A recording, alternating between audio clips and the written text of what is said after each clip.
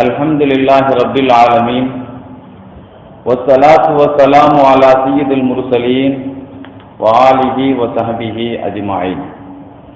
சுப்ஹானக லா இல்ம லனா இல்லா மா அல்லம்தனா இன்னக அன்தல் அலீமுல் ஹகீம். ரப்பி ஷ்ரஹ் லி ஸத்ரி வ யஸ்ஸிர் லி அம்ரி வஹ்லுல் உக்தத்தம் மின் லிசானி யஃப்கஹு கௌலி. அஸ்ஸலாத்து வஸ்ஸலாமு அலைக யா சய்யதி யா ரசூலல்லாஹ் குது பியதி கல்லத் ஹீலதி அதிரக்னி யா ஷஃபியால் முத்னிபீன். சங்கையான இமாம் சட்டமேதை இமாம் ஷாஃபி ரஹ்மத்துல்லாஹி அலைஹி அவர்களுடைய அறிவு திறனையும் மதுஹபினுடைய முக்கியத்துவத்தையும் குறித்து நடத்தப்படக்கூடிய சிறப்பான இந்த மஜ்லிஸை ஏற்பாடு செய்திருக்கக்கூடிய ஆலிம் பெருமக்களே, இந்த நிகழ்ச்சிக்கு தலைமையேற்றிருக்கக்கூடிய ஹஜரத் பெருந்தகை அவர்களே, இங்கு சொற்ப பேர்கள் இருந்தாலும் ஆலிம்களில் சில பேர்கள் நட்சத்திரங்கள், ஒரு சில நட்சத்திரங்கள் மின்னுவது போல மின்னிக் கொண்டிருக்கக்கூடிய இந்த சமுதாயத்தினுடைய உயிரோட்டமான ஆலிம் பெருமக்களே, அல்லாஹ் சுப்ஹானஹு வ தஆலா இந்த குழப்பமான இந்த காலகட்டத்தில்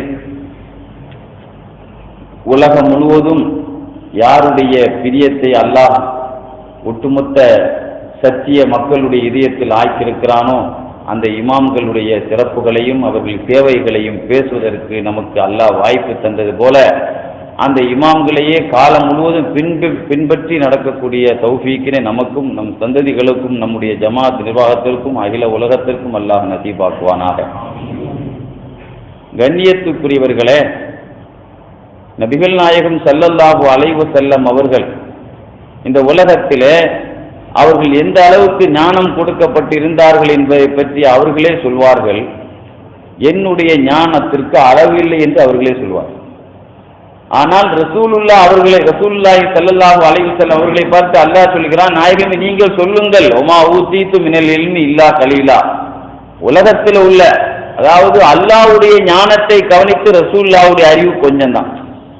அல்லாஹ்வுடைய அறிவு பெருசா, ரசூலுல்லாஹ்வுடைய அறிவு பெருசானா அல்லாஹ்வுடைய அறிவு கவனித்து ரசூலுல்லாஹ்வுடைய அறிவு கம்மி தான். ஆனா உலகத்தில் உள்ள அறிவும் ரசூலுல்லாஹ் என்று பார்க்கிற பொழுது உலகத்தில் அல்லாஹ்வுக்கு அடுத்து ஒரு பெரிய அறிவாளி இருக்கிறார்கள் என்றால் அது ரசூலுல்லாஹ். அத்தகைய ஞானம் உள்ள நாயகம் சொல்வார்கள், நான் எந்த அளவுக்கு ஞானம் உள்ளவன், எத்தனை நூற்றாண்டுடைய ஞானம் உள்ளவன், எந்த காலத்தினுடைய ஞானம் உள்ளவன். உலகத்தில் காலங்களை மூணாக, கடந்த காலம், நிகழ்காலம், வருங்காலம்.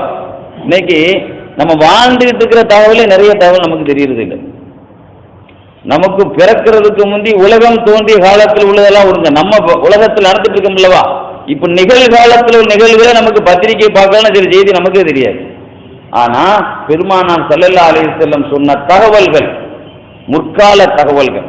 உலகம் படைக்கப்பட்ட கைஃப பதுல் ஹல்க்னு ஒரு பாடம் மிஸ்காத்துல இருக்கு, படைப்புகள் துவக்கம். அந்த அந்த அந்த ஹதீஸினுடைய தலைப்பு என்ன தெரியுமா? கைஃப கான பதுல் ஹல்க், உலகம் படைக்கப்பட்ட ஆரம்பம். உலகம் படைக்கப்பட்ட ஆரம்பத்தினுடைய டைட்டில் பெருமானார் பயன் செய்கிறார். உலகம் படைக்கப்பட்ட ஆரம்பத்தில் இருந்து பயன் பண்ண ஆரம்பிக்கிறாங்க ரசூலுல்லாஹ். எது வரைக்கும்? உலகம் அழியிற வரைக்கும் கியாமத்தினால் அடையாளத்தை பேசி முடிச்சவங்க ரசூலுல்லாஹ். எது வரைக்கும் ஆரம்பிக்கிறாங்க? உலகம் படைக்கப்பட்டதிலிருந்து. ஏன்னா ஒரு சமயம் யமன் வாசிகள் ரசூலுல்லாஹ்ட்ட வந்தாங்க. யமனிகளே, பனு தமீம்கள் வந்தாங்க. இக்பலில் புஷ்ராயா பனு தமீம், பனு தமீம்களே நற்செய்தி, நான் ஒரு நற்செய்தி சொல்ல போறேன். வந்தவங்க துட்டு கிடைக்குன்னு நினைச்சு வந்திருக்கிறாங்க.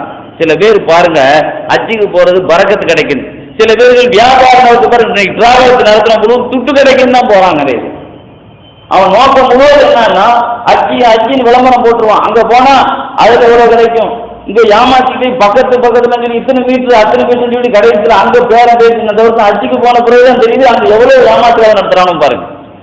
நம்மகிட்ட சொல்லிடு. ஆனா ஹஜ்ஜு பயணம் முபாரக்கன் முகுதம் இல்ல ஆரம்பம் அல்ல. அந்த ஹஜ்ஜை பற்றி நமக்கு ஆர்வப்படுத்தும் போது அது ஒரு பாக்கியமானது, பரக்கத்துக்குரியது, ஒரு ஹிதாயத்து பயணங்கிறான் அல்ல. இவன் துட்டு பயணத்துக்கு தான் இன்னைக்கு நிறைய டிராவல்ஸுக்கார அடி போறான். அந்த பயணத்தின் நோக்கம் அவனும் நோக்கம் வேற, ஹாஜிகளுடைய நோக்கம் வேற, டிராவல்ஸ் நடத்துற நோக்கம் வேற. அது மாதிரி ரசூலுல்லாஹ்ட்ட வந்தவங்க சில பேர் காசு கிடைக்கும் நினைச்ச வந்தான், காசு கிடைக்கும். ரசூலுல்லாஹ் ரொம்ப தர்பா சொல்லுவாங்க. ஆனா அஜ்வதுன்னா நான் ரொம்ப பெரிய கொடை வெள்ளத்தை போனால் காசு கிடைக்கும், நான் பெரிய கொடைவாளன்னு சொன்னாங்க ரசூலுல்லாஹ். அலா அஜ்வ அலா அலா உபதிக்கும் அஜ்வதுல் அஜ்வத், உலகத்தில் கொடை வள்ளல்களுக்கெல்லாம் பெரிய வள்ளலை சொல்லட்டா அல்லாஹ் அஜ்வதுல் அஜ்வத். உலகத்தில் பெரிய கொடை வள்ளலுக்கெல்லாம் வள்ளல் அல்லாஹ், அடுத்து நான் தான் சொன்னேன். அல்லாஹ்வுக்கு அடுத்து கொடை வள்ளல். உலகத்தில் எவ்வளவு பெரிய வார்த்தை சொல்ல சொல்றாங்க பாருங்க. உலகத்தில் அல்லாஹ்வுக்கு அடுத்து ஒரு பெரிய தர்பார் தான் பெருமானார் ஸல்லல்லாஹு அலைஹி வஸல்லம் தான். அப்படிப்பட்ட கொடை வள்ளல். அதனால காசு கிடைக்குன்னு நினைச்சு வந்ததுன்னு பெரிய விஷயம் இல்லை. பனு தமீம்கள் நோக்கம் நல்ல செய்தி கவரு கிடைக்க போதுன்னு நினைச்சாங்க.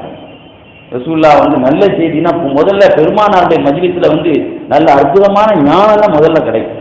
ஆனா பெருமானார் பற்றி அல்லாஹ் சொல்லும்போது பெருமானார் பணி என்ன தெரியுமா? யுஅல்லிமுஹுமுல் கிதாப வல் ஹிக்மா. ரசூலுல்லாஹ்வுடைய சபையில வந்தா குர்ஆனுடைய மொழிபெயர்ப்பு கிடைக்கும் முதல்ல, அப்புறம் குர்ஆனுடைய ஞானம் கிடைக்கும். இதைய சுத்திகரிப்பு. ரசூலுல்லாஹ்வுடைய மஜ்லிஸ்ல இருந்து வெளியே வந்தவங்க எல்லாம் ஒரு ஆளாவது கட்சி மாறினாங்களாங்க. உலகத்துல கட்சிங்கிற அரசியல் அமைப்புல பார்க்கிறவங்களும் ரசூலுல்லாஹ்வுடைய ஆன்மீக மஜ்லிஸ்ல இருந்தவங்களையும் பார்க்கிறோம். ஒரு சஹாபியோட மதம் மாறுற ஒரு ஆளை பத்தி நீங்க காட்ட முடியுமா? ரசூலுல்லாஹி ஸல்லல்லாஹு அலைஹி வஸல்லம் பையத்து தான் வாங்கினாங்க. லக்கத் ரலியல்லாஹு அனில் முஃமினீன யுபாயிஊனக தஹத ஷஜரா. பையத்து வாங்கிட்டு அந்த மரத்தடியில பையத்து வாங்கிட்டு வீடு வந்து சேர்ந்து சொர்க்க சீட்டை கொடுத்தாங்க. லக்கத் ரலியல்லாஹு அல்லாஹ்வுக்காக அவர்கள் எழுதி வைத்தா போதிக்கிட்டாங்க. அல்லாஹ் பையத்து வாங்கி நீ வீட்டுல அமைதியே ஆரம்பிக்கணும். அதுக்கு அல்லாஹ் அந்த சீட்டை கொடுத்தான். ஏன் தெரியுமா? சஹாபாக்கள் பையத்து செய்தா மௌத் வரைக்கும் அதை காப்பாற்றுவாங்க. உஸ்மான் ரலியல்லாஹு சொல்லுவாங்க, என் வலது கையால பையத்தை எடுத்தேன், ரசூலுல்லாஹ்வுடைய மர்மஸ்தானத்தை வலது கையால தொட்டதே கிடையாது. அது சொல்லுவா முந்து பாயா மதத்து ரகலி முந்து பாயாத்து ரசூலுல்லாஹ். பெருமானாருடைய மையத்திலிருந்து தலமத்துக்குள்ள அக்குவாலாம் சொல்லுவாங்க, இந்த மர்மஸ்தானத்தை தொட்டதே கிடையாது. அலில்லாம சொல்லுவாங்க, மாற ஐத்து ரக்கரி என்னுடைய மர்மஸ்தானத்தை கூட நான் பார்த்ததே கிடையாது ரசூலுல்லாஹ்வை பார்த்த பிறகு. அவ்வளோ பக்தி ரசூலுல்லாஹ்வுடைய. அப்போ ரசூலுல்லாஹ்வுடைய சபையில காசுக்கு வந்தவங்க பனு தமீம்கள் காசுக்கு நினைச்சு வந்தான். கொஞ்ச நேரம் கழிச்சு யமன் வாசிகள் இறங்கினாங்க. யமன் வாசிகளே இக்கு பதில் புஷ்ராய் அதுல யமன் வாசிகள் நீங்களாவது நல்ல செய்தியை ஏற்றுக்கொள்ளுங்கள். உங்களுக்கு முன்னால வந்தவங்க என்ன செய்தாங்க? கொஞ்ச நேரம் கழிச்சு பனு தமீம் கேட்டாங்க. முதல்ல வந்தவங்க பஷர்த்தனா பாத்தினா நல்ல செய்தி சொன்னீங்களா, காசு தாங்களே நாயகம். ஆஹா நோக்கமே உங்களுக்கு சரியில்லையே அப்படின்னு நினைச்சாங்க ரசூலுல்லாஹ். கொஞ்ச நேரம் கழிச்சு ஒன்றும் நடக்காமங்கிறாங்களே, காசு நோக்கத்துல வந்திருக்காங்க போல தெரியுதுன்னு சொல்லிட்டு யமன் வாசிகள் வந்தவன்னு சொன்னாங்க, யமனிகளே நீங்களாவது நல்ல செய்தி ஏற்றுக்கொள்ளுங்கள். உங்க சகோதரர்களுக்கு நல்ல செய்தின்னு சொன்னேன், அவங்க ஏற்றுக்கொள்ற நிலையில இல்லை. கல்விங்கிறது ரசூலுல்லாஹ் சொன்னாங்க, யார்கிட்ட ஒப்படைக்கணும் தெரியுமா? கல்வியை தகுதி உள்ளவங்கள்ட்ட ஒப்படைக்கலன்னா பன்றி கழுத்துல வைரமாலை போட்ட கதைன்னு சொன்னாங்க சொல்லாங்க. இன்னைக்கு பாருங்க, ஒரு ஆலிம்கள் இன்னைக்கு ஜும்மாவுடைய மேடையில என்ன செய்யறாங்க? தகுதியான விஷயத்தான் வைக்கிறாங்க, தகுதியான ஆட்களை தான் வைக்கிறாங்க. அப்ப அப்படி வச்சாதான் அந்த இல்ம தகுதியான ஆள்கிட்ட வச்சாதான் அந்த இல்முக்கு மதிப்பு. ஒரு குரல் கையில ஒரு பூமாலை வச்சு போட்டால் மாலை போட்டு தான் நடமாடும். பிச்சு வேலை ஏதாவது இருக்காங்க. ஒரு குரங்கு ஒரு மாலை வச்சு கையில போட்டா என்ன ஆயிரும்? அதே மாதிரி யாருக்கு எதை கொடுக்கணுமோ அதை தான் கொடுக்கும். யமன் வாசிகள் சொன்னாங்க, யார் சொல்லலாம், நாங்க வந்ததே எதுக்கு தெரியுமா? லீ நத்த பக்க ஃபித்தீன் மார்க்கு சட்ட ஞானம் கேட்கறதுக்கா. நீங்க எதுக்கு உட்காந்துருக்கீங்க? எங்க உட்காந்துருக்கீங்க? எவ்வளவு பேருக்கு வீட்டுல எவ்வளவு வேலை இருக்கு, இவ்வளவு பேர் உட்கார்ந்து இருக்கிறாங்கன்னா ஏன் உட்கார்ந்தாங்க? நத்த பக்க ஃபித்தீன். நமக்கு தெரியாத மார்க்கத்துல நிறைய இருக்கு. உலகத்திலே ஒரு மனுஷன் தெரிஞ்சதை விட தெரியாத விஷயம் அல்லாஹ் சொல்லுவாங்க. லாதிரி நிஸ்புல்லில் மலக்குமார்கள்லாம் அல்லாஹ்ட்ட என்ன செய்தாங்க? சுப்ஹானக்கல் ஆயில்மலனா இல்லாம அல்லம் தன் யா அல்லாஹ் நீ கற்றுக் கொடுத்ததோ எங்களுக்கு என்ன ஒண்ணுமே தெரியாது. மலக்குமார்கள் கூட தனக்கு தெரியாத விஷயத்தை விளங்கி வச்சிருந்தான். அப்ப மார்க்க ஞானம் தரத்தாங்க இந்த பள்ளிவாசலுக்கு எல்லாம் வந்திருக்கிறோம். அதனால நான் பெரிய சட்ட மேதையா உங்களுக்கு மார்க்கத்தை சொல்ற அளவுக்கு ஏதோ ஒரு தலைப்புல கொஞ்சம் விஷயத்தை நம்ம படிச்சு சொல்லி கொடுக்கத்தான் வந்திருக்கிறோமே தவிர நாமும் பெரிய மேதை ஒன்றும் கிடையாது. இங்க இருக்கிற ஆளுகள் நம்மளோட மேதைகளும் ஆளுங்கள் இருக்கலாம். கண்ணியத்துக்குரியவர்களே, அவ யமன் வாசிகள் உங்கள்கிட்ட ஒரு சந்தேகம் கேட்க விடுறாங்க, கைப்ப காண பத்துகள் முதல்ல அல்ல ஏதாவது படைச்சாங்கிற ஒரு கொஸ்டினை கேட்கத்தான் வந்தே இருக்கிறோம் சொல்லி ரசூலுல்லாஹ்ட்ட சொல்ல ஆரம்பிச்சான். பாருங்க, யமனிகளும் வந்தார்கள் பெருமானார் சபையில், பனு தமீம்களும் வந்தார்கள். ஆனால் யமனிகளுக்கு காசு நோக்கம் ஒன்றும் கிடைக்காம வெறும் கையோடு போனாங்க. ஆனா வந்த யமன்வாசிகளோ அவர்களுக்கு ஞானம் கிடைக்கணும் என்பது நோக்கம்.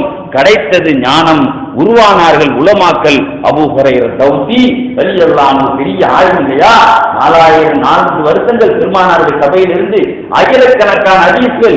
இன்னைக்கு எந்த ஹதீஸ் கிதாப் எடுத்தாலும், ஹதீஸ் மதரசாலும் சரி அல்லது இமாம்கள் வாயிலையும் சரி, உலகத்தில் எங்கெங்க எல்லாமும் ஹதீஸ் கிதாபுகள் படிக்கப்படுதோ, அபூ ஹுரைரா ரலியல்லாஹு அன்ஹு பேரு நடக்காத ஒலிக்காத நாட்கள் உண்டா?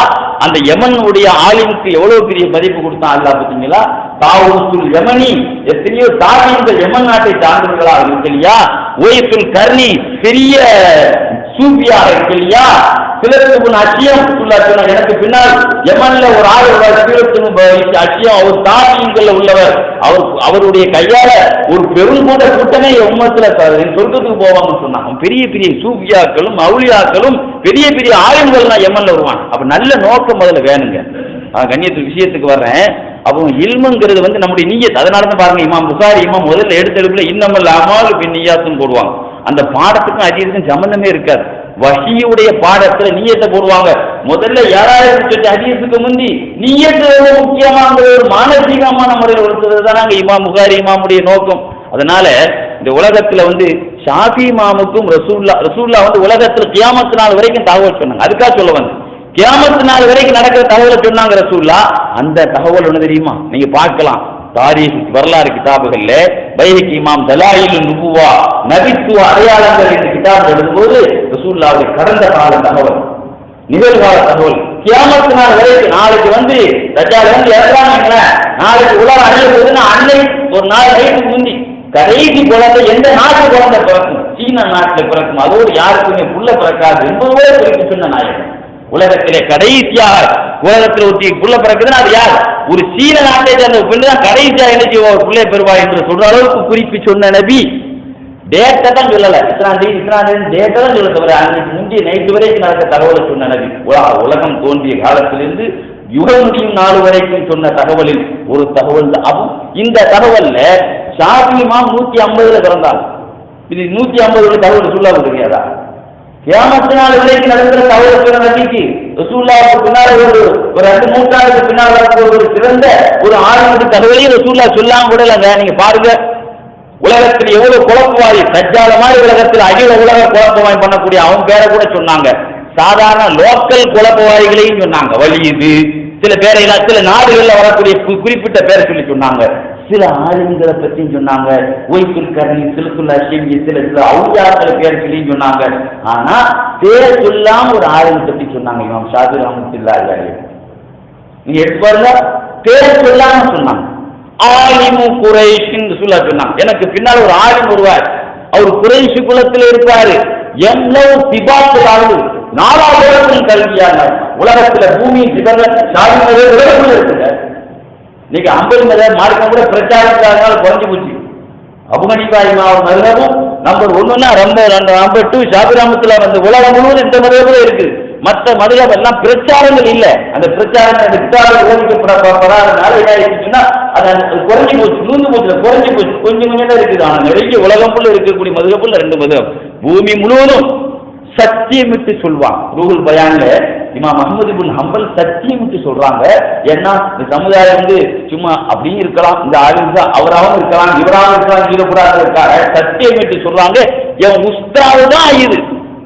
ஏன்னா மாலிக் இமாம் இருக்கலாம் நினைக்கிறாங்களோ மாலிக் இமாம் இது உலகாளருக்கு வழங்கப்படலை. அதனால சத்தியமா சொல்றேன், இந்த ரசூலுல்லாஹ் சொல்லக்கூடிய ஒரு குறைஷி குலத்து வரும் ஆலிம் என்னுடைய குருநாதர் இமாம் ஷாஃபி ரஹ்மத்துல்லாஹி அலைஹி பற்றி தான் ரசூலுல்லாஹ். சரிங்களா? அப்ப ரசூலுல்லாஹ்வுடைய மானசீகமான தகவலில் இந்த சமுதாயத்திற்கு யாரை கொண்டு கேடு ஏற்படும் என்று சொன்ன மாதிரி இந்த சமுதாயத்திற்கு யாரை கொண்டு உலகம் தள்ளி பரவும் என்பதையும் சொல்லியிருக்கிறாங்க. பார்த்தீங்களா? நல்ல பாருங்க, ஆலிம்களை ரசூலுல்லாஹ் நபிமார்களுக்கு கனெக்ஷன் பண்ணி காட்டினாங்க. எப்படி காட்டினா பாருங்க, ஆலிம்களுக்கும் நபிமார்களுக்கும் ஒரு பூர்வீக உறவு இருக்கிறாங்க ரசூலுல்லாஹ். எதுல? அது உலமா உலகத்துள் அம்பியா தீனாரன் ஆளுங்கள் நபிமார்களுடைய சொத்துக்கு வாரிசாகுவாங்கன்னா பணத்துக்கு இல்லை, அவங்க கொண்டு வந்த வழிக்கு வாரிசாகும். நபிமார்களுக்கு என்ன இருந்துச்சு? வழி இருந்துச்சுங்க. வழி வானத்திலிருந்து வந்த வழி இருந்துச்சு. அந்த வழியை வந்து அந்த வழி என்று சொல்லப்படக்கூடிய அந்த இறைவனுடைய தகவலுக்கு வாரிசாகிற ஒரே ஒரு இனம் ஆளுங்கள் இனம். அதுல உலமாக்கள்லயே ரொம்ப கூழ்ல உலமாக்கள் புக்கா சொன்னாங்க. உலகத்துல அல்லாஹ் ஒரு ஆளுக்கு செயலர் ஒரு மனிதருக்கு ஒரு பெரிய பாக்கியத்தை கொடுக்கணும்னு நினைச்சா அவரை சட்டங்களை ஆய்வு செய்து எடுக்கிற பகீராக ஆக்குவான்னு நாங்க. எப்படி செயலர் ஆளுமா இருக்குன்றது வேறங்க. ஆளுங்கள்ல பல பேர் இருக்குங்க. ரசூலுல்லாஹ்வுடைய சபையிலேயே எல்லாருமா சட்டம் தெரிஞ்ச ஆராய்ச்சியாளராக இருந்தாங்க. ஷதராத்து வரலாறு எடுத்து பாருங்க, முன்னுரையிலே எழுதுவார். 1,24,000 சஹாபாக்கள் என்று சொல்றோம் அல்லவா, ரசூலுல்லாஹ்வுடைய இறுதி ஹஜ்ஜில கலந்து கொண்டாங்கன்ட்டு. சட்டத்தை ஆய்வு செய்யக்கூடிய மேதைகள் 130 பேர் தான் எழுதுறாங்க. மொத்தத்துல சஹாபாக்களிலேயே ஆய்வு திறனுள்ள ஆளுங்களே 130 பேர் தான். மற்றவங்கள சாதாரண அவாமனாக்க ரசூலுல்லாஹ் சொன்னா உடனே அமல் செய்யக்கூடிய ஒரு பெரிய வாக்கியம் உள்ள சஹாபிகள்.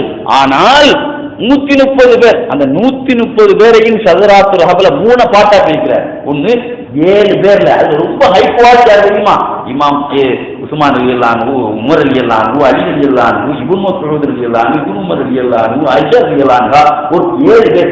இவங்க 7 பேர் கொடுத்த ஆயிரக்கணக்கான ஃபத்வாக்களை ஒரு பல வால்யூம்களாக எழுதப்பட்டு, யாரு அதுல 7 பேருடைய ஃபத்வா, அவங்க கொடுத்த ஃபத்வா பாருங்க. அந்த ஃபத்வா கிட்டத்தட்ட மன்சூர் பகதாதிலே அப்பாசியாக்களுடைய இஸ்லாமிய கவர்மெண்ட் இருக்கும் பொழுது இப்னு அப்பாஸ் ரலியல்லாஹு அன்ஹு கொடுத்த ஃபத்வா மட்டுமே 20 வால்யூம்களாக வெளியிடப்பட்டதாம். அவங்கள்ட்ட கேட்ட கேள்விகள், அவங்க கொடுத்த ஃபத்வா, இப்படி இந்த 7 பேர் கொடுத்த ஃபத்வா மட்டுமே பல வால்யூம்களாக வெளியாகும். அடுத்த 30 சஹாபாக்கள் வர்றாங்க, 20-30ங்கிறாங்க. அதுல தல்ஹா ரலியல்லாஹு அன்ஹு, ஜுபைர் ரலியல்லாஹு அன்ஹு, அபூ ஹுரைரா ரலியல்லாஹு அன்ஹு, சல்மான் ஃபாரிஸி ரலியல்லாஹு அன்ஹு, அபூ தர்தா ரலியல்லாஹு அன்ஹு, மற்ற சஹாபாக்கள் ஆயிரத்தில் இருக்கிறாங்கல்ல, அஷரத்துல் முபஷ்ஷிரீன் சில பேர்கள். இவங்களுடைய அடுத்த ரேஞ்சில் இருக்கிறாங்களே, இவங்களுடைய ஃபத்வாக்களை எல்லாம் பார்த்தா ஒரு சின்ன சின்ன நூலா ஒரு பெரிய வால்யூம்ல ஒரு சின்ன சின்ன புக்கா செய்யலாம், போடலாம். அந்த அளவுக்கு ஃபத்வாக்கள் வந்துருக்கு. அடுத்து இந்த 30க்கு பிறகு மீதி உள்ளவங்க இருக்கிறாங்கல்ல, ஒரு 80, இவங்களுடைய ஃபத்வாலாம் ஒரு எல்லா ஃபத்வாவும் அந்த அளவுக்கு சின்ன நூல் தான் தெரியும். அந்த அளவுக்கு தான் 1-2 ஃபத்வாக்கள் கொடுத்துருக்கிறாங்க. அந்த மொத்தத்துல பார்த்தா ரொம்ப நிறைய ஃபத்வாக்கள் கூடியவங்க 7 பேர் தான். இப்படி பாருங்க, அந்த அளவுக்கு நாம சில பேர் சொல்லலாம், ரசூலுல்லாஹி ஸல்லல்லாஹு அலைஹி வஸல்லத்தினுடைய காலத்திலேயே மதுஹப் இருந்தது. மதுஹப்ங்கிறது என்னங்க, ஒவ்வொரு ஆட்களும் மதுஹப்னா செல்லும் இடம்.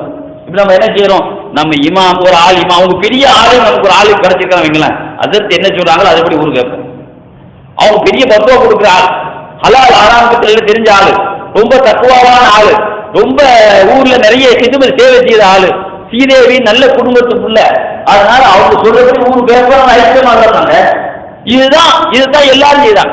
நீங்க பாருங்க, ரசூலுல்லாஹ்வுடைய காலத்திலே 3 நீதிபதி ரசூலுல்லாஹ் வெளிநாட்டுக்கு அனுப்பி வச்சாங்க. அபூ முஸல் அஷஅரி வரலாறு எழுதுவாங்க தாரீகுல் ஹமீஸ்ல. பெருமானார் நீதிபதிகள் 3 பேருங்க.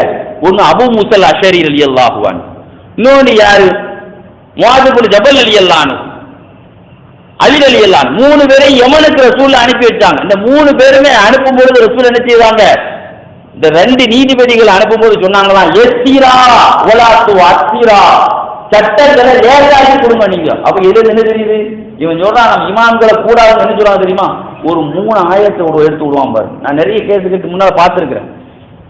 எங்க ஊர்ல ஒரு பெரிய வால் போஸ்டே ஒட்டி இருந்தான், எதை பத்தி, காபிர்களை பத்தி சொன்ன ஆயத்தை. நான் இன்னைக்கு அந்த ஆயத்தை எடுத்து பார்த்தேன். நாம குர்ஆன்ல அல்லாஹ் ஒரு இடத்துல சொல்றான், மக்கத்து காபிர்கள்ட்ட ரசூலுல்லாஹ் பேச ஆரம்பிச்ச உடனே அவங்க என்ன செய்தாங்க, எங்க மூதாதையர்கள்ட்ட நாங்க எதை பின்பற்றுவோமோ அதை தான் பின்பற்றுவோம். ஆனா அங்க சொன்ன மூதாதியர் யாரு, அது வஜத்னா ஆபானா, எங்க மூதாதியர்கள், அந்த மூதாதியர்களை இமாம்கள் கொண்டு சேர்த்தான். அது மூதேவிகள், மூதாதியர்கள். அது அங்க சொல்லக்கூடிய மூதேவிகள்ல, இங்க சொல்லப்பட்ட இமாம்களை கொண்டு முதல்ல ஒரு விஷயத்தை வழங்கணும். குர்ஆன்ல விளையாடக்கூடாதுங்க. ஒரு அர்த்தம் நான்லாம் பாடம் நடத்திட்டு இருக்கும்போது குர்ஆன் ஆயத்துக்கு அர்த்தம் செய்யணும்னா தர்ஜுமத்துல் குர்ஆன் எடுத்து சொல்லிடுவேன். சரி, மற்ற கிதாபா இருந்தா நமக்கு ஒரு அனுமானத்துல ஒரு அர்த்தம் வச்சிருவேன். ஏன்னா குர்ஆன் ஆயத்துல நம்ம அனுமான அர்த்தம் வைக்க முடியாதுப்பா, எனக்கு தெரியல, தர்ஜுமத்துல் குர்ஆன் தூக்கிட்டு வான்னு சொல்லுவேன். அப்ப என்ன சொல்றேன்னா, நீங்க நல்ல பாருங்க, நீங்க பின்பற்றுங்கப்பான எங்க மூதாதையர்கள் என்ன சொன்னாங்களோ அதுதான் பின்பற்றுவேன் அப்படின்னு அவன் சொன்னான். அப்ப உங்க மூதாதையர்கள் முத்தாளாக்காரமா பின்பற்றுவீங்கன்னு சொல்லி அல்லாஹ் கேட்டான். இந்த ஆயத்துக்கு இமாம்களுக்கு ஜாயின் பண்றோமே, குர்ஆன ரசூலுல்லாஹ் வஹியின் படி தான் வருத்தப்படுத்தினாங்க. ஜிப்ரீல் அலைஹிஸ்ஸலாம் சொல்லுவாங்க, இந்த ஆயத்தை இங்க வைங்க, இங்க வைங்க, அப்படி இந்த வரிசையே அல்லாஹ்வுடைய பிளானுக்கு வைக்கப்பட்டது. குர்ஆன்ல பாருங்க, அழகான ஒரு வரிசை கிரமம் இருக்கும்.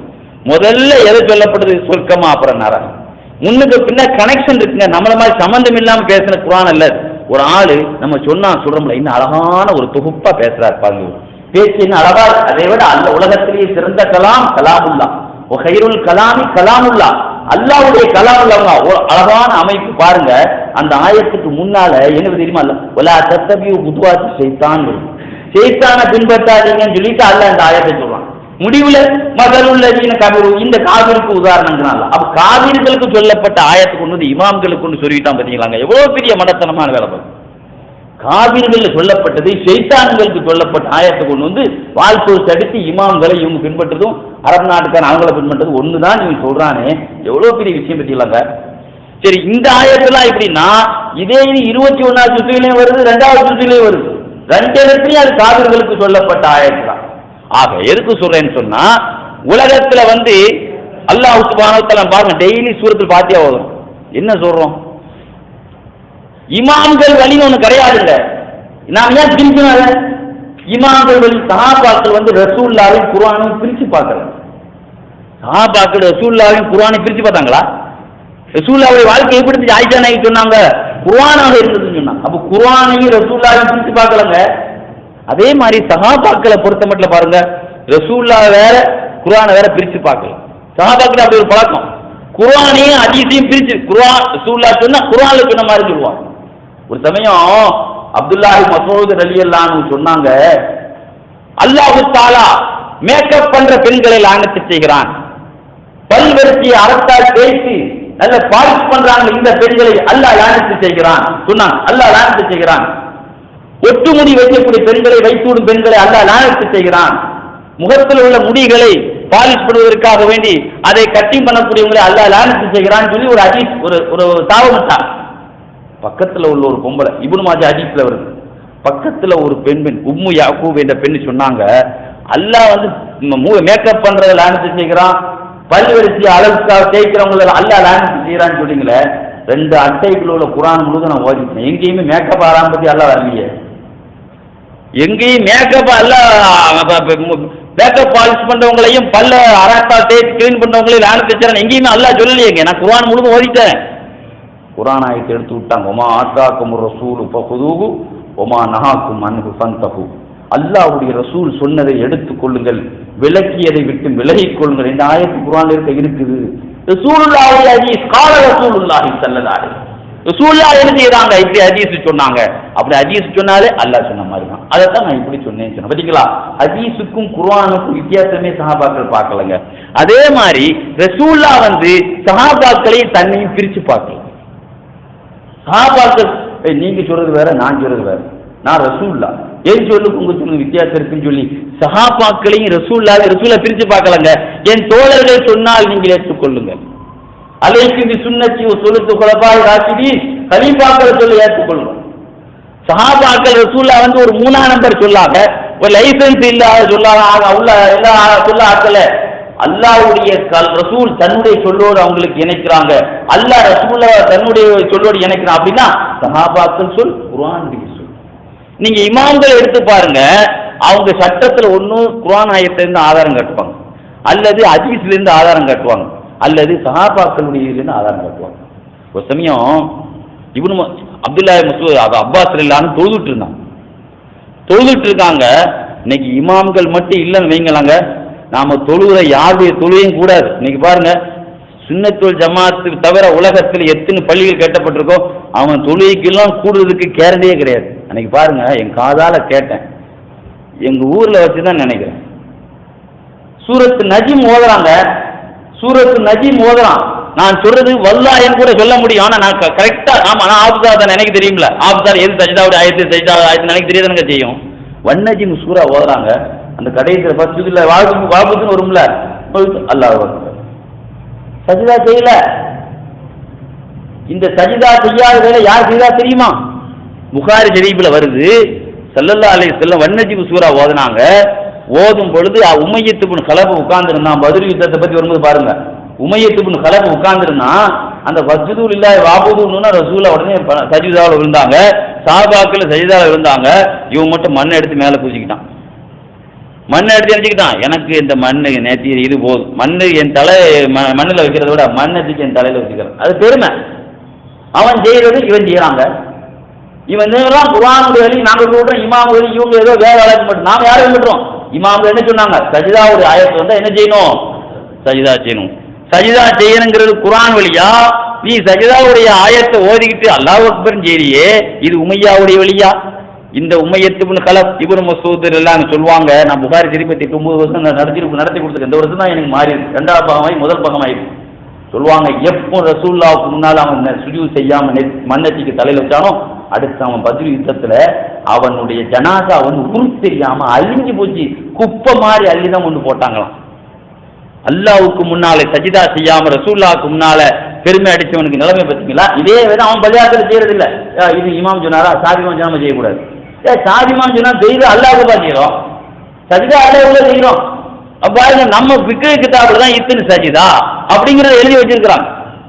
ஆக பாருங்க, இமாம் ஷாஃபி ரஹ்மத்துல்லாஹி இமாம் ஷாஃபி ரஹ்மத்துல்லாஹி பாருங்க சொல்லுவாங்க, ஆக சட்டமேதை இல்லைன்னா நம்ம தொழுகை எத்தனையோ தொழுகை பாத்திலா போயிடும், நம்ம கேள்விகள் எல்லாம் போயிடும். இமாம்களை அரசியல் தலைவர்கள் ஆக்கிவிட்டாங்க. இமாம்களை அரசியல் தலைவர் நினைச்சுவான், ஒரு கூட்டத்தை இவனை பத்தி தாக்குவான், அவன் இவனை பத்தி தாக்குவான். இதெல்லாம் நீங்க பாருங்க, மீடியாவை திறந்துட்டா ஒரே இந்த கூத்து தான். ஆனா ஒரு இமாம் வாயிலிருந்து மாலிக் இமாம் ஷாஃபி இமாம் எங்கேயா தாக்கியிருக்காங்களா? பாருங்க, யதார்த்தத்தை பாருங்க. சுவரும் மின் ஹயாத்தி தாபியின் புது பிரிண்ட் ஹஜ்ஜிலிருந்து வந்திருக்கு, இமாமுல்லா அபூ ஹனீஃபா இமாம் பத்தி. அதுல வரும் மாலிக் இமாம் மஸ்ஜித் நபவியில பாடத்துக்கு இமாமுல்லா அபூ ஹனீஃபா இமாம் வர்றாங்க. ஃபர்ஸ்ட் சந்திப்பு அப்பதான் முதல்ல பார்த்த உடனே எந்த மன்னர் ஹார்ன் ரஷீத் பாதுஷா வந்தா கூட கீழே இருந்து எழமாட்டாங்களா? யாரு அரசர் வந்தா கூட எல்லாரும் இமாமுல்லா அபூ ஹனீஃபா வந்தவொடனே உடனே எழுந்தாங்க. எவ்வளவு பெரிய இன்னைக்கு அவங்களுடைய சுய வாழ்க்கையில அதாவது மட்டமா ஒருத்தரை பத்தி பேசுறாங்களே, இவங்களாம் அரசியல் தலைவர் எழுந்து சொன்னாங்களா, அவங்களுடைய திறமையை பார்த்துட்டு சொன்னாங்களா, இவர் எப்படிப்பட்ட ஒரு பெரிய அறிவாளி தெரியுமா, ரொம்ப மேலே, இவர் ஒரு தூணை பார்த்து தங்கன் வாதம் பண்ண நிரூபித்து காட்டுவான் மனுஷன். வாதத்தால் நிரூபிப்பார். எந்த வாதத்தால் நிரூபிக்கலாம்? வாத திறமைன்னு ஒண்ணு இருக்குல்லங்க, வாத திறமையார் ஒரு சாதாரண கல் தூணையும் தங்க தூண் என்று சொல்ற அளவுக்கு லாயர்ல இன்னைக்கு பாருங்க, ஒரு கோர்ட் ஒரு கேஸ் ஜெயிக்குதுன்னா சத்தியத்தை வச்சு எவன் ஜெயிக்கிறான்? நல்ல வாத திறமையை உள்ள வச்சு அடிச்சிடறான், நல்ல திறமையான பேச்சு திறமையை வச்சு அடிச்சிடறாங்க, பொய்ய மெய்ய ஆக்கிடுறான். அது மாதிரி இவங்க நல்ல வாத திறமைக்கு ஒரு உதாரணம். அதனால தூணை போய் தங்கம் சொல்லி ஒரு பொய் சொல்றது இல்லை, ஒரு வாத திறமைக்கு பாராட்டுறாங்க. எவ்வளவு பெரிய விஷயம் சொல்லுவாங்க. பாருங்க, ஷாஃபி ரஹ்மத்துல்லாஹி அபூ ஹனீஃபா முஹம்மது 2 பேரும் உஸ்தாத் மாணவர் தான். இவங்களுக்குள்ள கட்சி பிரச்சனையா? இன்னைக்கு ஒரு பெரிய கட்சியில இன்னொரு ஆள் பிரிச்சு போய் இன்னொரு கட்சி ஆரம்பிக்கிறாரு, இவர் அவரை புகழ்வாரா? அந்த மாதிரியாங்க சொல்வார்கள். இமாம் அஹ்மது இப்னு ஹம்பல் ரஹ்மத்துல்லாஹி அலைஹி, இமாம் ரஹபி தன்னுடைய பேரு அலாம் நுபுலால் எழுதுறாரு, 40 வருஷம் தொழுகைக்கு பின்னாலே எங்க உஸ்தாதுக்கு எங்க வாப்பா அம்மாவுக்கு துவா செய்யாம இருந்தது இல்லைன்னு சொல்றாங்க. யார் சொல்றா? 40 வருஷம் ஷாஃபி ரஹ்மத்துல்லாஹி எங்க உஸ்தாத் ஷாஃபி இமாமுக்கும் எங்க வாப்பா அம்மாவுக்கும் நான் 40 வருஷம் தொழுகையில துவா செய்திருக்கேன். எவ்வளவு பெரிய அவங்களுக்குள்ள ஐக்கியம் பார்த்தீங்களா? அதே மாதிரி ஷாஃபி ரஹ்மத்துல்லாஹி அலைஹி அல்லாமா கதீப் பக்தாதி தன்னுடைய தாரீஹே பக்தாத் வரலாறு எழுதுவார், எனக்கு ஏதாவது பிரச்சனைன்னா அபூ ஹனீஃபா இமாமுடைய ரவுலால பேர் அந்த ரக்காயத் தொழுது அந்த துவா செய்த அந்த ஆஜத்து நிறைவேறிடுன்னு சொல்றாங்க. எனக்கு ஏதாவது ஒரு பிரச்சனைன்னு சொன்னா, ஒரு தேவை நிறைவேறணும்னா என்ன செய்வேன்? கூபாவுக்கு போய் அபூ ஹனீஃபா ரஹ்மத்துல்லாஹி ரவுலால அந்த ரக்காயத் தொழுது அந்த பள்ளியாத்தில் தொழுது அந்த ரக்காயத் அவங்க ரவுலால துவா செய்வேன், என்னுடைய தேவை நிறைவேறி. யார் சொல்றா? அல்லாமா கதீப் பக்தாதி தாரீஹே பக்தாதுல எவ்வளவு பெரிய அவங்களுக்குள்ள சொல்ல போனா அவங்க காலத்துல பார்க்கவே இல்லைங்க, பிறந்த பிறகுதான் ஒபாத்தான பிறகுதான் இவங்க பிறந்தாங்க. ஆனாலும் எனக்கு ஏதாவது பிரச்சனைன்னா ஒரு தேவைன்னா நான் என்ன செய்வேன்? இமாம் ரவுலா தியாகத்துக்கு போய் அந்த காய் தொழுது அல்லாட்ட பிரார்த்தனை தேவை நிறைவேறி. எப்படிப்பட்ட அவங்களுக்குள்ள இது பாரு. சொல்லப்போனா இமாம் அஹ்மது இப்னு ஹம்பல் ரஹ்மத்துல்லாஹி சொல்லுவாங்க, எனக்கு ஒரு செய்தி ஒரு கேள்வி என்னிடத்தில் கேட்கப்படுது என்றால், எனக்கு ஹதீஸ் எனக்கு எதுவும் கிடைக்கலன்னு சொன்னா நான் உடனே பார்ப்பேன் என்னுடைய ஷாஃபி இமாம் என்னுடைய உஸ்தாத் சொல்லியிருக்காங்களான்னு பார்ப்பேன். சொன்னா ஷாஃபி இமாம் சொல்லியிருக்காங்கன்னு சொல்லுவேன். ஏன் தெரியுமா? ஹதீஸே நான் பார்க்காம அவங்க ஏன் சொல்றேன்னா, அவங்களை பத்தி ரசூலுல்லாஹ் ஒரு கேரண்டில கொடுத்துருக்காங்க, குறைஷிகளை திட்டாதீர்கள், குறைஷன், குறைஷிகளை திட்டாதீங்க, ஏன்னா குறைஷி குலத்துல ஒரு ஆலிம் வருவாங்க, அவங்க இந்த பூமியே இல்மா நிரப்புவாங்கன்னு நீங்க உஸ்தாத பத்தி ஒரு ஆலிம் பத்தி சொல்லியிருக்காங்க, இவங்க தான் அவங்க. இன்னொன்னு பாருங்க, ஷாஃபி இமாமுக்கும் ரசூலுல்லாஹ்வுக்கும் ஆத்மீக தொடர்பு இருக்குங்கிறது என்னுடைய மிகைப்பான பேச்சு இல்லைங்க. நீங்க ஹதீஸ் கிதாப்ல அபூ தாவூத எடுத்து பாருங்க, அபூ ஹுரைரா ரலியல்லாஹு அன்ஹு ரிவாயத் இருக்கும் பாருங்க, ரசூலுல்லாஹ் சொல்றாங்க, இன்ன ஹாதிஹில் உம்மா இன்னலி ஹாதிஹில் இன்னல்லாஹ அல்லாஹ் தஆலா தபஅத்து லிஹாதிஹில் உம்மா, இந்த ரசூலுல்லாஹ்வுடைய உம்மத்துக்கு அல்லாஹ் தஆலா அலா ரஸி குல்லி மிஆ, ஒவ்வொரு நூற்றாண்டின் ஆரம்பத்திலையும் மையு ஜஜ்ஜிதுல்லஹா தீனஹா. அல்லாஹ் இந்த ரசூலுல்லாஹ் உம்மத்துக்கு கிடைச்ச ஒரு கிஃப்ட் என்ன தெரியுமா? ஒவ்வொரு நூற்றாண்டின் ஆரம்பத்திலும் இந்த தீனுக்கு உயிர் கொடுக்கிற ஒரு மேதையை அல்லாஹ் அனுப்பி வைப்பான். யார் சொன்னா? அல்லாஹ் சொல்றான். ஒவ்வொரு ரசூலா அது 100 வருடத்துல ஒவ்வொரு மொஹிதீன் ஆண்டகை உருவானாங்க, ஒரு பாதுஷா நாயகம் உருவானாங்க, ஒரு ஷேகுல் ஹிந்த் காஜா முஹித் அஜ்மீரி உண்டானாங்க. இப்படி ஒவ்வொரு நூற்றாண்டிலையும் இந்த தீன் 100 போகிற நேரத்தில் இது உயிருக்கு வைக்கிற ஒரு ஆளை அல்லாஹ் உருவாக்குவான். அபூதாவுல் ஹதீஸ். இந்த ஹதீஸுக்கும் அப்படியே இந்த ஹதீஸை நீங்க வச்சுக்கிட்டு இமாம் அஹமது இப்னு ஹம்பல் ரஹ்மத்துல்லாஹி அலைஹி சொன்ன செய்தி இமாம் ரஹபி இமாம் தன்னுடைய பேர் ஆலாம் நுபுலால எழுதுறாங்க. 10 நூற்றாண்டினுடைய தலைவர் யார் தெரியுமா? உமர் இப்னு அப்துல் அசீஸ் ரஹ்மத்துல்லாஹி அலைஹி. ரசூலுல்லாஹ்வுடைய ஹதீஸ் படி முதல் நூற்றாண்டின் ஆரம்பத்தில் வந்தவங்க தான் யார்? உமர் இப்னு அப்துல் அசீஸ் ரஹ்மத்துல்லாஹி அலைஹி. இன்னைக்கு பாருங்க, கிட்டத்தட்ட ஒரு 18 கலீஃபாக்கள் 4 கலீஃபாக்கள் பிறகு சிரியாவை தலைநகரமாக கொண்டு ஆட்சி செய்தாங்க. எல்லாருக்குமே பெண் சோக்கும் பணச்சோக்கில் தான் இருந்தாங்க. ரசூலுல்லாஹ்வுடைய ஆட்சிக்கான ஆட்சியாளராக இருந்த ஒரே ஒரு மனிதர் உமர் இப்னு அப்துல் அசீஸ் ரஹ்மத்துல்லாஹி அலைஹி மட்டும்தாங்க. எல்லாத்துக்கும் பாருங்க, அரசர்கள் ஆடம்பர வாழ்க்கையை நீங்க பார்க்கலாம். ஒரு அவங்க அவங்களை பத்தி எழுதுறாங்க, அரசாங்கத்தில் ரொம்ப பிஸியா இருந்ததுனால பெருமானார் ஸல்லல்லாஹு அலைஹி வஸல்லத்துக்கு ஒரு சலாத்தை சொல்வதற்காகவே ஒரு ஆள் வாகனத்துக்கு சம்பளத்தை கொடுத்து அவருக்கு பயணம் ஏற்பாடு பண்ணி ரசூலுல்லாஹ் ரவுலால போய் என்னுடைய சலாமை சொல்லிட்டு வாங்க, எனக்கு போக முடியலன்னு சொல்றதுக்கு அனுப்புவாங்களா யார்? உமர் இப்னு அப்துல் அசீஸ் ரஹ்மத்துல்லாஹி அலைஹி. ரசூலுல்லாஹ் அவருடைய ஆட்சியில தான் சஹாபாக்களை எல்லாம் கண்டுபிடிச்சி அவங்கள அரசபையினுடைய வாகனங்களை கொடுத்து அவங்கள அனுப்பி வச்சு ஹதீஸுகள் எழுத வச்சு நூல் வழியில் பிரிண்டான முதல் government Umar ibn Abdul Azeez. இல்லைன்னா அன்னைக்கு ஹதீஸ் நம்ம கையில் கிடைச்சிருக்காங்க. அந்த அளவுக்கு தீன் ரசூலுல்லாஹ் சொன்னாங்களே, ஒவ்வொரு நூற்றாண்டின் ஆரம்பத்திலும் இந்த தீனுக்கு உயிர் கொடுக்கிற ஒரு ஆளை புதுப்பிக்கிற ஒரு ஆளை அனுப்புவான்னு சொன்னாங்களே உமர் இப்னு அப்துல் அசீஸ் ரஹ்மத்துல்லாஹி அலைஹி. ரசூலுல்லாஹ்வுடைய குடிச்ச கிளாஸ் சஹல் இப்னு ஹுனைஃப் புகாரிலே வரும். நீ புகாரி ஷரீஃபை நீங்க எடுத்து பாருங்க. சஹல் இப்னு ஹுனைஃப் ரலியல்லாஹு அன்ஹு ரசூலுல்லாஹ் ஒரு கல்யாணம் நடந்துச்சு. பனு சாயிரா மண்டபத்தில் ஒரு கல்யாணம், ஜவுன் குளத்தில் ஒரு பெண்ணை ரசூலுல்லாஹ் கல்யாணம் நடந்துச்சு. அந்த கல்யாணம் ஆரம்பத்திலே தலாக் ஆகி போச்சு. அந்த பெண் யாருக்கு மேலே பேசினதுனால அதுக்கு ரசூலுல்லாஹ் தண்ணியை கொண்டான்னு கேட்டாங்க. சகல் தண்ணி குடிச்சிட்டு கலாசை கையில் அவங்க வச்சுக்கிட்டாங்க வீட்டில். ரசூலுல்லாஹ் குடிச்ச தண்ணியை நம்ம வச்சுக்கிடுவோம், கலாசை வச்சுக்கிடுவோம். உமர் இப்னு அப்துல் அசீஸ் ரஹ்மத்துல்லாஹி கேள்விப்பட்டு அதை என்னிடத்துல தான் சொல்லி ஒரு பிரதமரே கேட்கும்போது கொடுத்தாங்க. ஆகணும் ரசூலுல்லாஹ் ஆட்சிக்கு அதுதான் சொல்ல வந்தேன்.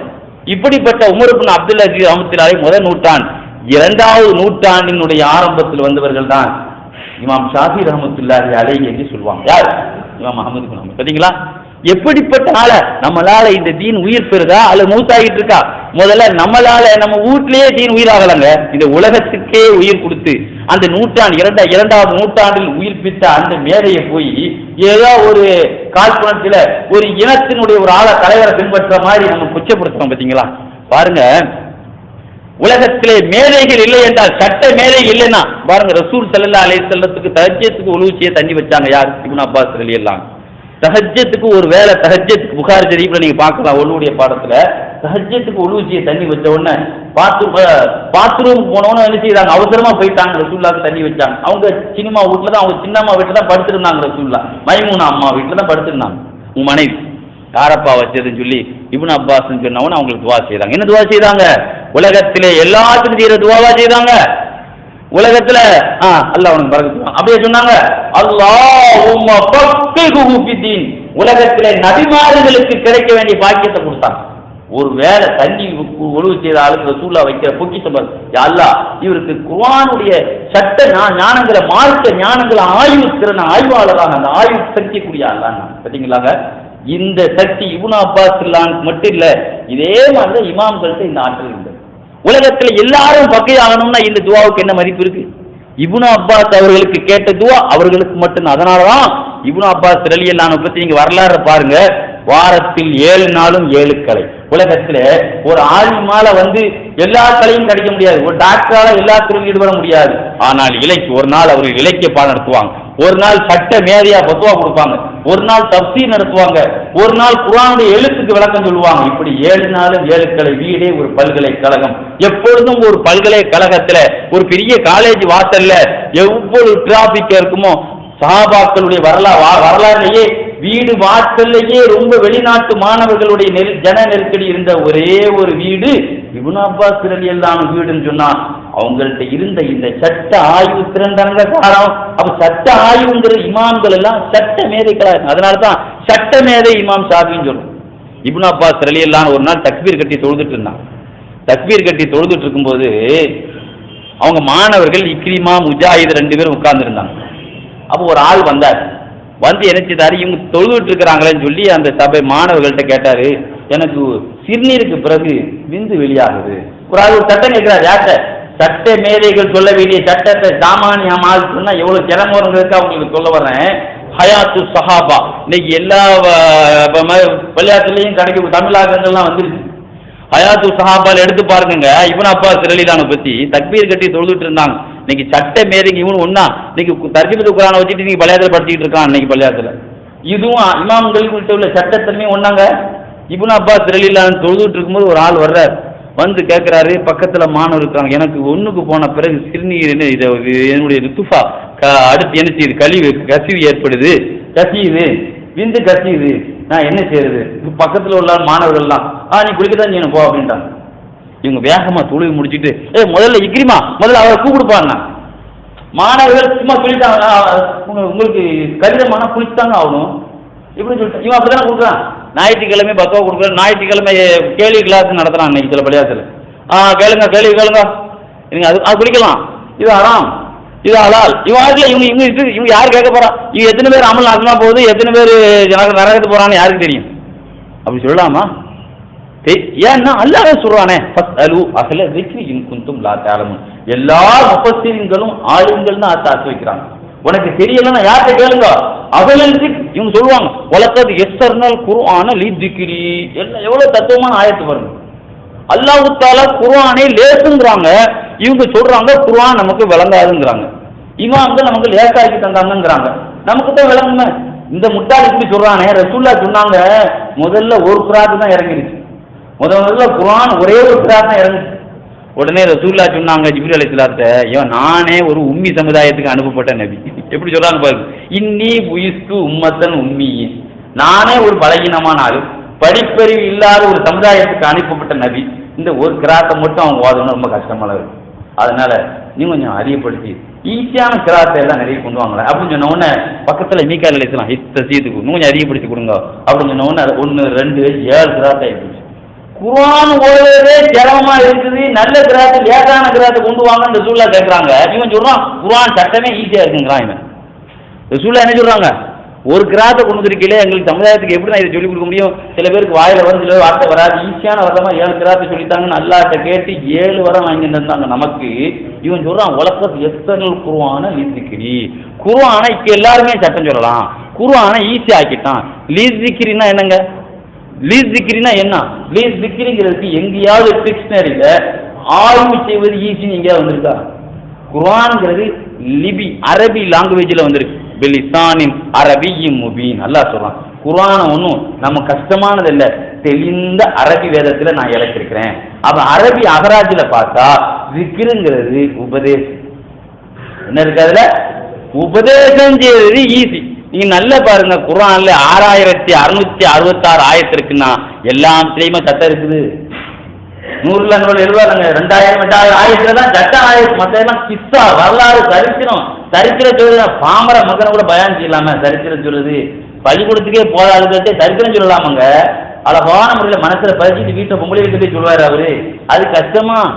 நஹனு நகுஸ்ஸு அலைக், அழகான சம்பவங்களை நான் சொல்ல போறேங்கிறான் அல்லாஹ். சூரத்து யூசுப் அலைஹிஸ்ஸலாத்துடைய சரித்திரத்தை சூரத்துல் கஸஸ் வரலாறுன்னு ஒரு சூறாவே குர்ஆன்ல மூசா அலைஹிஸ்ஸலாத்துடைய வரலாறு சொல்ல ஆரம்பிக்கிறான். இதெல்லாம் ஒரு பெரிய விஷயமாங்க. இதெல்லாம் டிகிரி முடிச்சா தான் விளங்குமா? சாதாரண மலைக்கு கூட பள்ளிக்கூடத்துக்கு ஒதுங்காதவங்க கூட வரலாறு குர்ஆனுடைய சரித்திரம் சொன்னா ஈஸியா, இதுதான் ஈஸிங்கிறான்.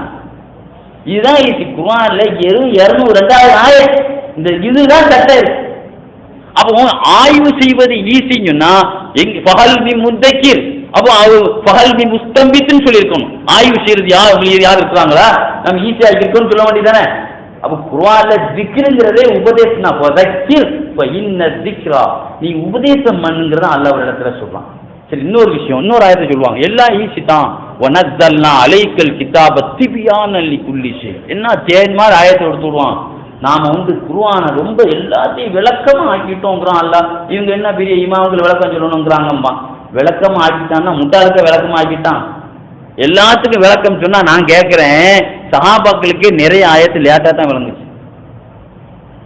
நீங்க பாருங்க, முதல்ல குர்ஆன்ல அல்லாஹ் ஒரு ஆயத்தை இறக்கணும், ஹத்தா யதபய்யன லகுமுல் கைத்துல் அபியது மினல் கைத்தில் அஸ்வதி மினல் ஃபஜ்ர். ஒரு காலத்துல நோம்புங்கிறது தூங்கிட்டா அடுத்து அதுல இருந்து சகர் வைக்க வேண்டியதான் சொல்லி அல்லாஹ் வச்சிருந்தான். பின்னால எல்லாத்துக்கும் கஷ்டமா இருக்குன்னு சொல்லி நேரத்தை நீட்டி நீங்க எது வரைக்கும் சாப்பிடலாம், சகர் வரைக்கும் சாப்பிட்டுக்குங்க, சகர் வரைக்கும் மனைவியோடு கூடிக்கங்க, தூங்கிட்டா சகர் கிடையாது. இனி எது வரைக்கும், ஹத்தா யதபய்யன லகுமுல் கைத்துல் அபியத், கருப்பு கயிறுல இருந்து வெள்ளை கயிறை நீங்க விளங்கி கொள்ற வரைக்கும் என்ன சொன்னால, சகரு வெளிச்சத்தை காலை பொழுது வெளிச்சத்தை வெள்ளை கயிறுன்னும் இரவின் இருட்ட கருப்பு கயிறுன்னு சொன்னான். அல்ல என்ன சொன்னா, காலை பொழுது வெளிச்சிருக்கா என்னங்க, காலை அதான் அல்ல இலக்கிய தோரணையில வெள்ளை கயிறை கருப்பு கயிறுல இருந்து வெள்ளை கயிறு தெளிவாகிற வரைக்கும் காலை சுபு வெளிச்ச வர வரைக்கும் என்ன செய்யுங்க சாப்பிடுங்கன்னா. இது ஒரு சஹாபி அரபி மொழியில உள்ள ஆளுதாங்க குர்ஆனு, அவங்க 2 கயிறை தலைவான் கடையில் வச்சு படுத்து கிடந்து நைட்டு புள்ள எடுத்து பார்த்துட்டு தெரிய மாட்டேங்குது, 2 கயிறு ஒரே கயிறாக தான் இருக்கு, காலை சுபு வரைக்கும் ஒரே மாதிரி தான் இருக்கு. ரசூலுல்லாஹ் சொன்னாங்க, யார் ரசூலுல்லாஹ் நீங்க வேற கருப்பு கயிறு வெள்ளை கயிறு தெளிவாக சாப்பிடுங்கன்னு சொன்னீங்க, நானும் விடியிற வரைக்கும் பார்த்தா அந்த கருப்பு கயிறு வெள்ளை கயிறு வித்தியாசமே தெரியலையே சொன்னாங்களா. இன்னக்கரா இருக்கப்பா, என்னப்பா விவரம் இல்லாத ஆளு, மண்டை பெருசான ஆளுக்கு தான் தலைவன் பிறடி அடன்ற ஆளு, நீங்க விவரம் இல்லாத ஆளு அப்படின்னு சொன்னாங்க. சஹாபாக்கள்லயே எல்லாரும் குர்ஆன் ஈஸியா தெரிஞ்சுக்கான்னு சொல்றாங்க. இன்னைக்கு ஒரு அரபி மொழி தெரிஞ்சாலும் கூட ரசூலுல்லாஹ் இந்த மாதிரி திருத்த நாயகமே இது விடுங்க. ரசூலுல்லாஹ் சொன்னாங்க எல்லா ஆயத்திலையும் டபுள் விளக்கம் இருக்குன்னு சொன்னாங்க. லிக்குல்லி ஆயத்தின் லஹருன் வபத்தனுன், உள்ரங்கம் வெளிரங்கம், உள்ரங்கம் வெளிரங்கம். வெளிரங்க அர்த்தமே ஆதிசாக்கள நமக்கே ரொம்ப சிம்ம சொப்பனமா இருக்கு, ஆயத்துக்கு அர்த்தம் வழங்குறதுக்கு சிரமமா இருக்கு, தர்ஜுமத்துக்கு குர்ஆன்ல வழங்க மாட்டேங்குது, உள்ள ஆயத்தை எங்க வழங்க, வெளி ஆயத்தை வழங்க மாட்டேங்குங்க, தர்ஜுமாவை பார்க்க வேண்டி இருக்குது, உள்ள அர்த்தம் எங்க போறது பாத்தீங்களா. எவ்வளோ இவங்க நம்மளை ஜோடிக்கிறாங்க பாரு.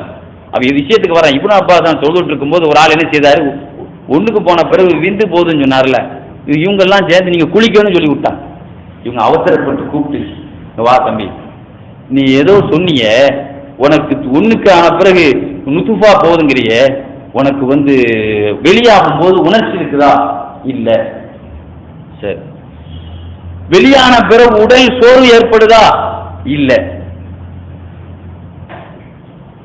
அப்போ நீ குளிச்சுக்க, அது ஒரு வியாதி, குளிச்சுக்க கழுகுனா போதும்னா சரிங்களா.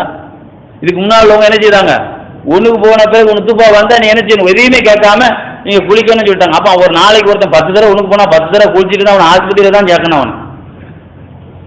அப்ப இந்த சட்டத்தை விவரம் இல்லாம அவங்க சொல்லிவிட்டாங்க. அதான் கேட்டாங்க, இது சட்டம் நீங்கள குர்ஆன்ல இருந்தா சொன்னீங்க, இல்ல, ஹதீஸ்ல இருந்தா சொன்னீங்க, இல்ல, சாபாக்களுடைய ஏதாவது கருத்து பார்த்தீங்களா, இல்ல, அப்ப ஏன் நீங்க சொந்த விருப்பமா சொன்னீங்க, சொந்த விருப்பமா சொல்லி அவங்க சாவடிக்க பார்த்தா அவன் 10 நாளைக்கு குளிச்சுட்டு இருந்தா ஒண்ணுக்கு போறதுலாம் வந்துட்டே இருக்குமாங்க. அப்ப நமக்கு இமாம்கள் எழுதி வச்சாங்க, அதாவது ஒரு மனிதனுக்கு நுத்துஃபா வெளியே வருதா உணர்ச்சி வரணும், அதுல வெளியாகும் போது என்ன செய்யணும், வெளியான பிறகு தலைவச்சு இருக்கணும், இந்த மாதிரி அடையாளங்களை வச்சுதான் அதுக்கு எழுதிதான் குளிப்பு கடமை ஆகணும். இல்லைன்னா சில பேருக்கு மேகப்போக்கு இருக்கிற மாதிரி பெண்களுக்கு ஆண்களுக்கு மாதிரி இருந்தா இஸ்லாத்துல ரசூல் என்ன சொன்னாங்க, யமன் வாசிகளுக்கு அனுப்பும்போது ஆளுங்களை ஏற்றிரா சட்டத்தை ஈஸியாக்கி, உலகத்துல சட்ட மேதைகள் இமாம்கள் தாங்க ஈஸியாக்கி கொடுப்பாங்க. இமாம் அபூ ஹனீஃபா ரஹ்மத்துல்லாஹி பத்தி எழுதுவாங்க, இமாம் அபூ ஹனீஃபா ரஹ்மத்துல்லாஹி நுனி நாட்கள் இருக்கு சட்டம், ரொம்ப யோசிக்கவே மாட்டாங்களாம். ஒரு ஆள் சொன்னார், நான் ஒரு சத்தியம் பண்ணிவிட்டேன். என்ன சத்தியம்னா, இமாம் ராஜி தஃப்சீர் எழுதுவான், நான் ஒரு சத்தியம் பண்ணிவிட்டேன், ரமலான் மாதம் என்னுடைய மனைவியோடு பகல்ல நான் ஜிமா செய்வேன் சத்தியம்ட்டேன். பகல்ல ரமலான் மாதத்துல நம்ம மனைவியோட ஜிமா செய்ய முடியுமாங்க, அவசரப்பட்டேன், ஒண்ணும் இல்லப்பா டிராவல் பண்ணுனா டூர் போனாங்க, பயணம் போயிட்டாத பகல்ல ஜிமா செய்யலாம், நோம்பு கிடையாத, எவ்வளவு அழகா சொல்றாங்க பாருங்க, டூர் போப்பா கொஞ்சம் டூர் போ, பகல்ல ஜிமா செய்துக்கலாம், பிரச்சனை இல்ல. இப்படி யார் சொல்லுவா, எவ்வளவு பெரிய இந்த மாதிரி நுனி, அதனாலதான் சொல்லுவாங்க இமாம் லைஸ் இப்னு சஅத் அபூ ஹனீஃபா இமாம்கிட்ட கேள்வி கேட்டா அவள் ஃபாஸ்டான இந்த பதில கேட்டா எனக்கு இது மாதிரி பதில் அல்லாஹ் ரத்தத்தோடு ஞானம் கலந்தாத்தாங்க இருக்கு. அதே மாதிரிதான் ஷாபி ரஹ்மத்துல்லாஹி அலைஹி ஒரு தடவை ஹார்த் ரஷீத் பாஷாவுக்கு முன்னாலே ஒரு போட்டி நடத்தினாங்க, அகில உலக போட்டி நடத்தினாங்களா. இமாம் புகாரி இமாமுக்கு பகதாதுல 100 ஆலிம்கள் சேர்ந்து ஒவ்வொரு ஆளுகளுக்கும் ஆலிம்களுக்கு ஒரு 10 பேரை தேர்ந்தெடுத்து ஒவ்வொரு ஆளுக்கு 100 ஹதீஸ் கொடுத்து ஹதீஸினுடைய ஆட்களை குழப்பி புகாரி இமாமுக்கு செக் பண்ணாங்களாங்க. அதே மாதிரி ஷாபி ரஹ்மத்துல்லாஹி அலைஹி ஒரு போட்டி நடத்தினாங்க. யார், பகதாதுல அமைச்சராக இருந்த மன்னர் ஹாரூன் ரஷீத் பாதுஷாவுடைய சபையில இமாம் ஷாபி ரஹ்மத்துல்லாஹி அலைஹி ஒரு போட்டி நடக்குது. போட்டிக்கு தலைவர் நடுவராக இருக்கு யார் தெரியுமா, உஸ்தாத். இவங்க உஸ்தாத் முகமது இமாம் இருக்கிறாங்க. அதுல அகில உலக நீதிபதி என்று பட்டத்தை பெற்ற அபு யூசுப் இமாம் 2 பேரும் ஜட்ஜா இருக்கிறாங்க. அவங்களுக்கு முன்னால ஷாஃபி ரஹ்மத்துல்லாஹி கல்வியை பத்தி விவரிக்கலாம். நாம இமாம் எந்த இமாமை ஏற்றுக்கொண்டோமோ அந்த இமாம் எவ்வளவு பெரிய மேதைங்கிறது தெரியணும்லங்க. அதுக்காக சொல்ல வந்தேன். சொன்னாங்களாம், ஷாஃபி ரஹ்மத்துல்லாஹி கேள்வி கேட்டாங்களாம், அதாவது 5 பேர் விபச்சாரம் பண்ணாங்க. சியூத்தி இமாம் கன்சுல் மதுஃபூன் கிதாபில் எழுதுவோம். ஏன்னா இப்போ பயான்ல நான் கிதாபை சொல்லுவேன், ஏன்னா இது ரிகார்டு நடந்துட்டு வேற சொன்னாங்க. அப்படி ஏதாவது ஆளுங்கள் எங்க வருது நம்மளோட கேட்க தேவை, நம்ம கிதாபே நம்ம சொல்லிக்கோம். கன்சுல் மதுஃபூன்ல சியூத்தி இமாம் எழுதுவாங்க, 5 பேர் விபச்சாரம் பண்ணாங்க. ஒரு ஆளுக்கு கொல்லப்பட்டது, ஒரு ஆளை கல்லாருக்கு கொல்லப்பட்டது, ஒரு ஆளை வெட்டப்பட்டது, ஒரு ஆளுக்கு 100 கச்சேரி கொடுக்கப்பட்டது, ஒரு ஆளுக்கு 50 கச்சேரி கொடுக்கப்பட்டது, ஒரு ஆளுக்கு சும்மா நாம் விடப்பட்டது.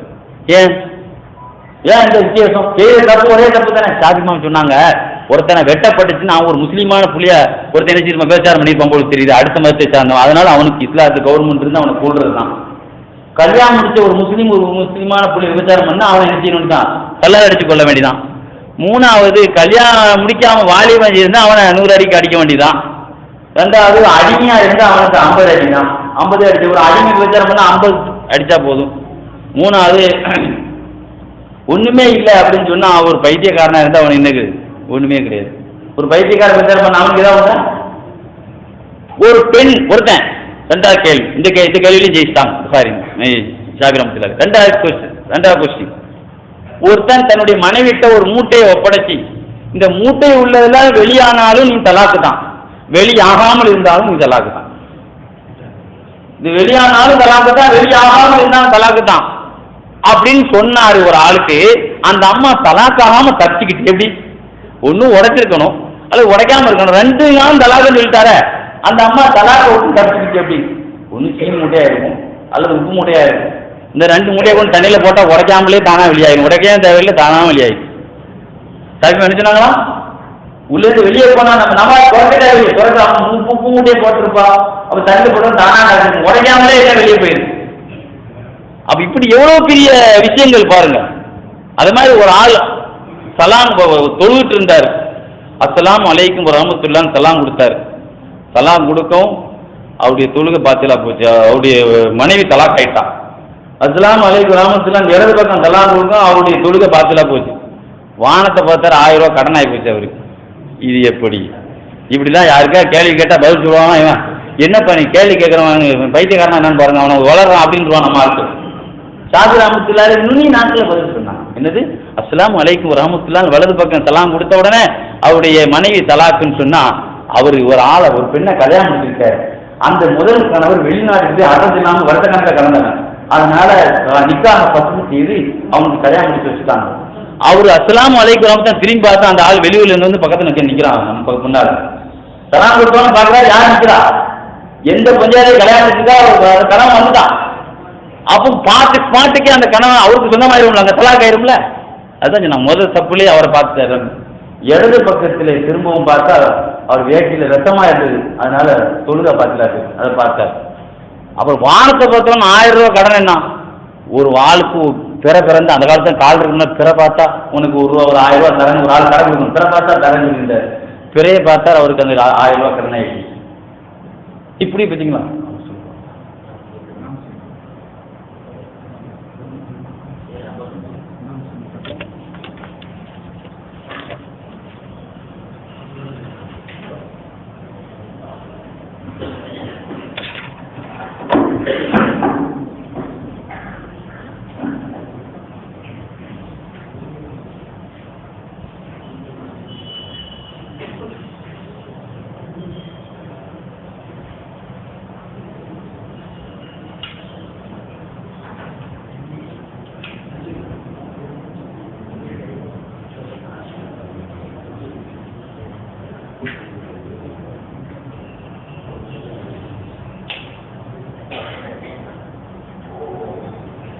أعوذ بالله من الشيطان الرجيم. بسم الله الرحمن الرحيم. اللهم صل على سيدنا وشفيعنا وحبيبنا مولانا محمد وسلم. الله أكبر الله أكبر الله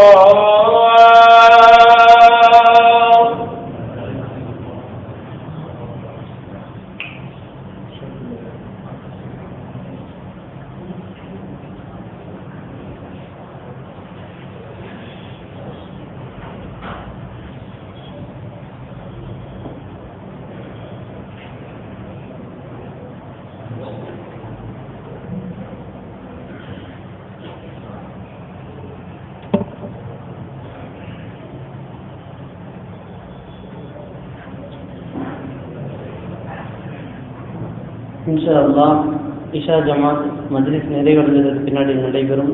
இப்பொழுது பயான் தொடரும்.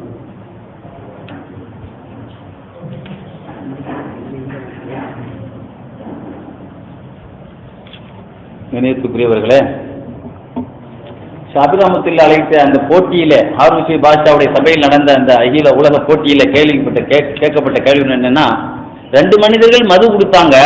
ஒரு ஆளுக்கு ஹஜ் அடிக்கப்பட்டது, கட்டியடி கொடுக்கப்பட்டது, ஒரு ஆளுக்கு கொடுக்கப்படலைங்க. ஒருத்தன் சின்ன பையன், அவனுக்கு ஒன்றும் கிடையாதுன்னு சொன்னான். 15 வயசுக்கு கீழே ஒருத்தன் வச்சு வச்சு பார்த்துட்டான்.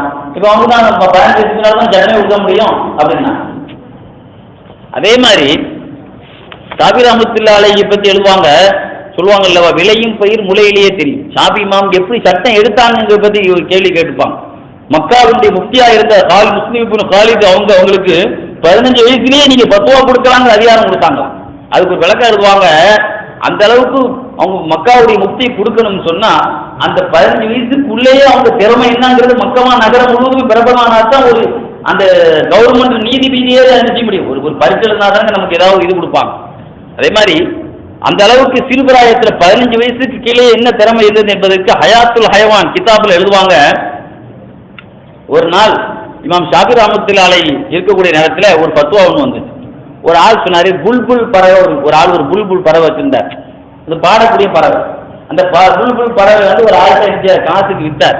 வாங்கினவர் வந்து திரும்ப ரிட்டர்ன் பண்ணார், உன் பறவை பாட மாட்டேங்குதுப்பா, அதனால காசை திரும்ப இருந்ததுன்னு சொன்னா. அப்போ இவங்க சொன்னாங்க, அந்த வித்தவன் சொன்னான், பாடலையா, பாடுறதுப்பா, பாடலைன்னா என் பஞ்சாயத்து தலாக்குன்னா. அவசரத்தில் கோபத்தில் இல்லைன்னா கோபத்தில் ஏதாவது சொல்லுவோம்ல. அப்புறம் யோசிச்சான், இது பாடாம வேறு இருக்குது, நம்ம பஞ்சாயத்து தலாக்குங்கிற சொல்லிட்டு போட்டோமேன்னு சொல்லி மாலிக் இமாம்கிட்ட வந்து சொன்னான்.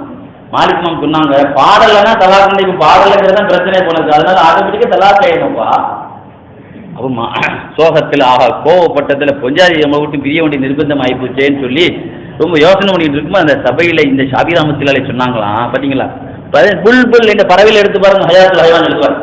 10-11 வயசுல இருக்கும்போது ஷாபிமா சொன்னாங்களாம், தலாக் ஆகாதுங்க, உங்க பஞ்சாயத்து தலாக், பஞ்சாயத்து நீங்க சந்தோஷமா இருக்கலாங்க. எப்படி சொல்லி எங்க உஸ்தாதுக்கு பெர்மிஷன் கேளுங்க, நான் 10 வாரம் மாற்றிக்கிறேன். எங்க உஸ்தாது அனுமதி கொடுத்தா நான் தரேன், மாற்றி எழுதி தர்றேன். அப்போ உஸ்தாது சொன்னாங்களாம், நீங்க கொடுத்த 10 வாவுக்கு அவங்க ஏதாவது சேஞ்ச் பண்றாங்க, உங்க அனுமதி எதிர்பார்க்கறாங்க. அவருக்கு எப்படிப்பா அனுமதினு கேட்டாங்க. சொன்னாங்க, அதாவது நீங்க சொன்ன அதிகம் சேர்ந்தா நீங்க அந்த சட்டமே கிடையாது சொன்னாங்க. நீங்க ஒரு அதிகம் சொன்னீங்க, ரசூலுல்லாஹ் பாத்திமா பின்த் கைஸ் ஒரு அம்மா வந்து எனக்கு 2 கணவர் பெண் கேட்டு வந்திருக்கிறாங்க, தத்தபாய அபா ஜஹம் முஆவியா, முஆவியாவும் அபூ ஜஹம் 2 பேரும் பெண் கேட்டு வந்திருக்கிறாங்க, நான் யாருக்கு சம்மதம் சொல்றதுன்னு நீங்க கேட்ட பொழுது ரசூலுல்லாஹ் 2 மாப்பிளையும் சரியில்லை, நான் ஒரு ஆள் ஏழை, நீ பணக்கார பெண்ணுக்கு செலவுக்கு தர முடியாது, இன்னொரு ஆள் இந்த அபா ஜஹம் பலா எவ்வளவு அசாபுவால ஆட்சிக்கு கம்ப தோல்லையே வைக்க மாட்டாரு, ஒரே அடிச்சுட்டே இருப்பாரு. நாங்கள் ரசூலுல்லாஹ் கம்ப வைக்க மாட்டாருன்னு ஒரே வைக்கிட்டாருன்னு அர்த்தம், பெரும்பாலும் வைக்க மாட்டாருன்னு அர்த்தம். அதுக்கு எப்பொழுதுமே ரசூலுல்லாஹ் சொல்லும்போது வைக்கவே மாட்டாருன்னு என்ன அர்த்தம், ரசூலுல்லாஹ் மிகுதமா வைக்க மாட்டாரு அப்படி சொன்னாங்க. அதனால ஒரு செயலை பிரிக்கிறதுக்கு மிகுதமான நேரத்துக்கு கூட அப்படி சொல்லணும், மிகுதமா பாடத்தான் செய்யாது, ஏதாவது நேரத்துக்கு தான் பாடாம இருக்கும். அதனால அது பாடவில்லை என்றால்தான் விகிதமா பாடவில்லைன்னா அர்த்தம் தான் வைக்கணுமே தவிர பாடாவே போனான்னு வைக்கணும் தேவையில்லை. ரசூலுல்லாஹ் அந்த அர்த்தம் வைக்கலன்னு சொல்லி எவ்வளவு பத்திங்க பார்த்தீங்களா, 11 வயசுலேயே ஒரு தலாக்கா வேண்டிய நிர்பந்தத்தில் சேர்த்து வச்சாங்கன்னு சொன்னா இதுதாங்க அல்லாஹ் அவங்களுக்கு கொடுத்த ஞானம். கண்ணியத்துக்குரியவர்களே, ஷாபி ரஹ்மத்துல்லாஹி அலைஹி பத்தி எழுதுவாங்க. அவங்க வந்து அதாவது ஒரு ஆள் சொன்னாராம், நோம்பு மாதத்தில் யாராவது நோம்பை விட்டு விட்டால் அவர் 12 நோன்பு வைக்க வேண்டும். ஒரு ஆள் சொன்னார் அவங்க காலத்தில். சொன்னால் யார்? ரபியா இப்னு அபி உபைத் என்பவங்க சொன்னாங்க, ரமலான் மாதம் யாராவது ஒரு நோன்பை விட்டு விட்டால் அவர் 12 நோன்பு வைக்கணும். காரணம், நோன்பு அதாவது ரமலான் மாதம் 12 மாதத்தோடு இருந்தது. 12 மாதத்துல சிறந்த மாதத்துல ஒரு நோன்பு விட்டா 12 நோன்பு பிடிக்குமே அப்படின்னு அப்படி தாய்மாம் கேட்டாங்களா? அப்படின்னா லைலத்துல் கத்ர் யாரும் சொல்லலாம். அப்ப லைலத்துல் கத்ர் 1000 மாதத்தோட சேர்ந்து 1000 மாதம் சொல்லணுமாகும். உங்க கருத்துப்படி என்ன வருது? நீங்க ரமலான் மாதம் விட்டுட்டா 12 மாதத்தோட ரமலான் சிறந்தது, அதனால 12 நோன்பு கலாச்சினுங்கிறீங்களாங்க. லைலத்துல் கத்ர் பத்தி சொல்லும்போது லைலத்துல் கத்ர் கைரும் மின் அல்ஃபி ஷஹ்ரின்னா அல்ல. அப்ப லைலத்துல் கத்ர் எனக்கு யாரும் சொல்லணும் 1000 மாதம் சொல்லிட்டு நடக்கணுமாகும். எவ்வளவு ஆய்வு அல்லாஹ் கொடுத்தா பாருங்க உங்களுக்கு. அதே மாதிரி ஒரு ஆள் அவங்களுடைய சபையில் எழுதுவாங்க பாருங்க, சுஃபியான் சௌரி ஹதீஸ் பாடம் நடத்திட்டு இருந்தாங்க. அப்ப பாடம் நடத்திட்டு போது சொன்னாங்க, ரசூலுல்லாஹ் நோம்புல ஏத்திக்காப்பு இருந்தாங்க. அப்ப சபியா நைட்டு வெளியில் பேசிட்டு இருந்தாங்க. ஒரு ஆள் சஹாபி வேகமா பார்த்துட்டு போனாங்க. கூப்பிட்டு என்னுடைய மனைவிட்டு தாங்க பேசிட்டு இருக்கேன், நீங்க ஏதோ வித்தியாசமா பார்த்துட்டு யாருக்கே சொல்ற மாதிரி போற மாதிரி இருந்துச்சுன்னு சொல்லி கூப்பிட்டு சொன்னாங்க. இந்த ஹதீஸ்ல என்ன இருக்கு சாபின்னு கேட்டாங்க. இந்த ஹதீஸ்ல என்ன சட்டம் இருக்கு? நம்மளை பொறுத்த மட்டும் அந்த ஹதீஸுடைய கருத்து மட்டும் தான் விளங்கும். இந்த ஹதீஸ்ல என்ன இருக்கு? அப்ப சொன்னாங்களாம், சாபாக்கள் வந்து ரசூலுல்லாஹ் தப்பா நினைக்க மாட்டாங்க. அவர் தப்பா நினைச்சா அவர் காபிரா இருப்பார். ரசூலுல்லாஹ் வந்து ஒரு ஆள் தப்பான உறவுல நினைச்சா அவர் காபிரா போயிருவார். அப்போ ரசூலுல்லாஹ் கூப்பிட்டு சொன்ன அர்த்தம் என்ன தெரியுமா? இந்த உம்மத்துக்கு ஒரு மெசேஜ் கொடுக்குறாங்க ரசூலுல்லாஹ். அப்படி நம்ம ஏதாவது ஒரு அறிமுகம் இல்லாத ஊர்ல ஒரு பொண்ணுகிட்ட பேசிட்டு இருந்தா நம்ம கொஞ்சம் அந்த ஊர்ல தெரியுதா, எங்க கொஞ்சம் பேசிட்டு இருக்காங்க, யாரா போனா எங்க கொஞ்சம் தான் பேசிட்டு இருக்காங்க அப்படின்னு சொல்லணும். அப்படிங்கிற சட்டத்தை ரசூலுல்லாஹ் நினைக்கிறாங்க, சொல்லி தராங்க. தவிர சாபாக்கள் ரசூலுல்லாஹ் தப்பாக நினைச்ச செய்தி அங்க சொல்லப்படுறது பார்த்தீங்களாங்க. இந்த உம்மத்துக்கு எவ்வளவு பெரிய விஷயம் பாருங்க. அதாவது யாருக்குமே உதயமாகாத கருத்தையெல்லாம் அல்ல இமாம்களுக்கு உதயமாக்கி கொடுத்தான். சாதாரண மனிதர்களுக்கு அதான் சொல்றானே, வத்தகுல்லாஹ் வ யுஅல்லிமுக்குமுல்லாஹ், அல்லாஹ்வுடைய தக்வா உள்ளவங்களுக்கு அல்லாஹ் கொடுப்பான். அல்லாஹ்விடமிருந்து கிடைச்ச ஞானங்கிறது இல்ஹாமியத்தான ஞானம். ரசூலுல்லாஹ் சொன்னாங்க, உலகத்துல வஹியெல்லாம் ஸ்டாப் ஆயிடுச்சு, ஆனா ஒரே ஒரு வஹி தொடர்ந்துட்டு இருக்குன்னு சொன்னாங்க. உலகத்துல ரசூலுல்லாஹ்வுக்கு பிறகு எல்லா வஹியும் முடிஞ்சு போச்சு. வஹிங்கிறது 46 வகை இருக்கு, எல்லாமே முடிஞ்சு போச்சு.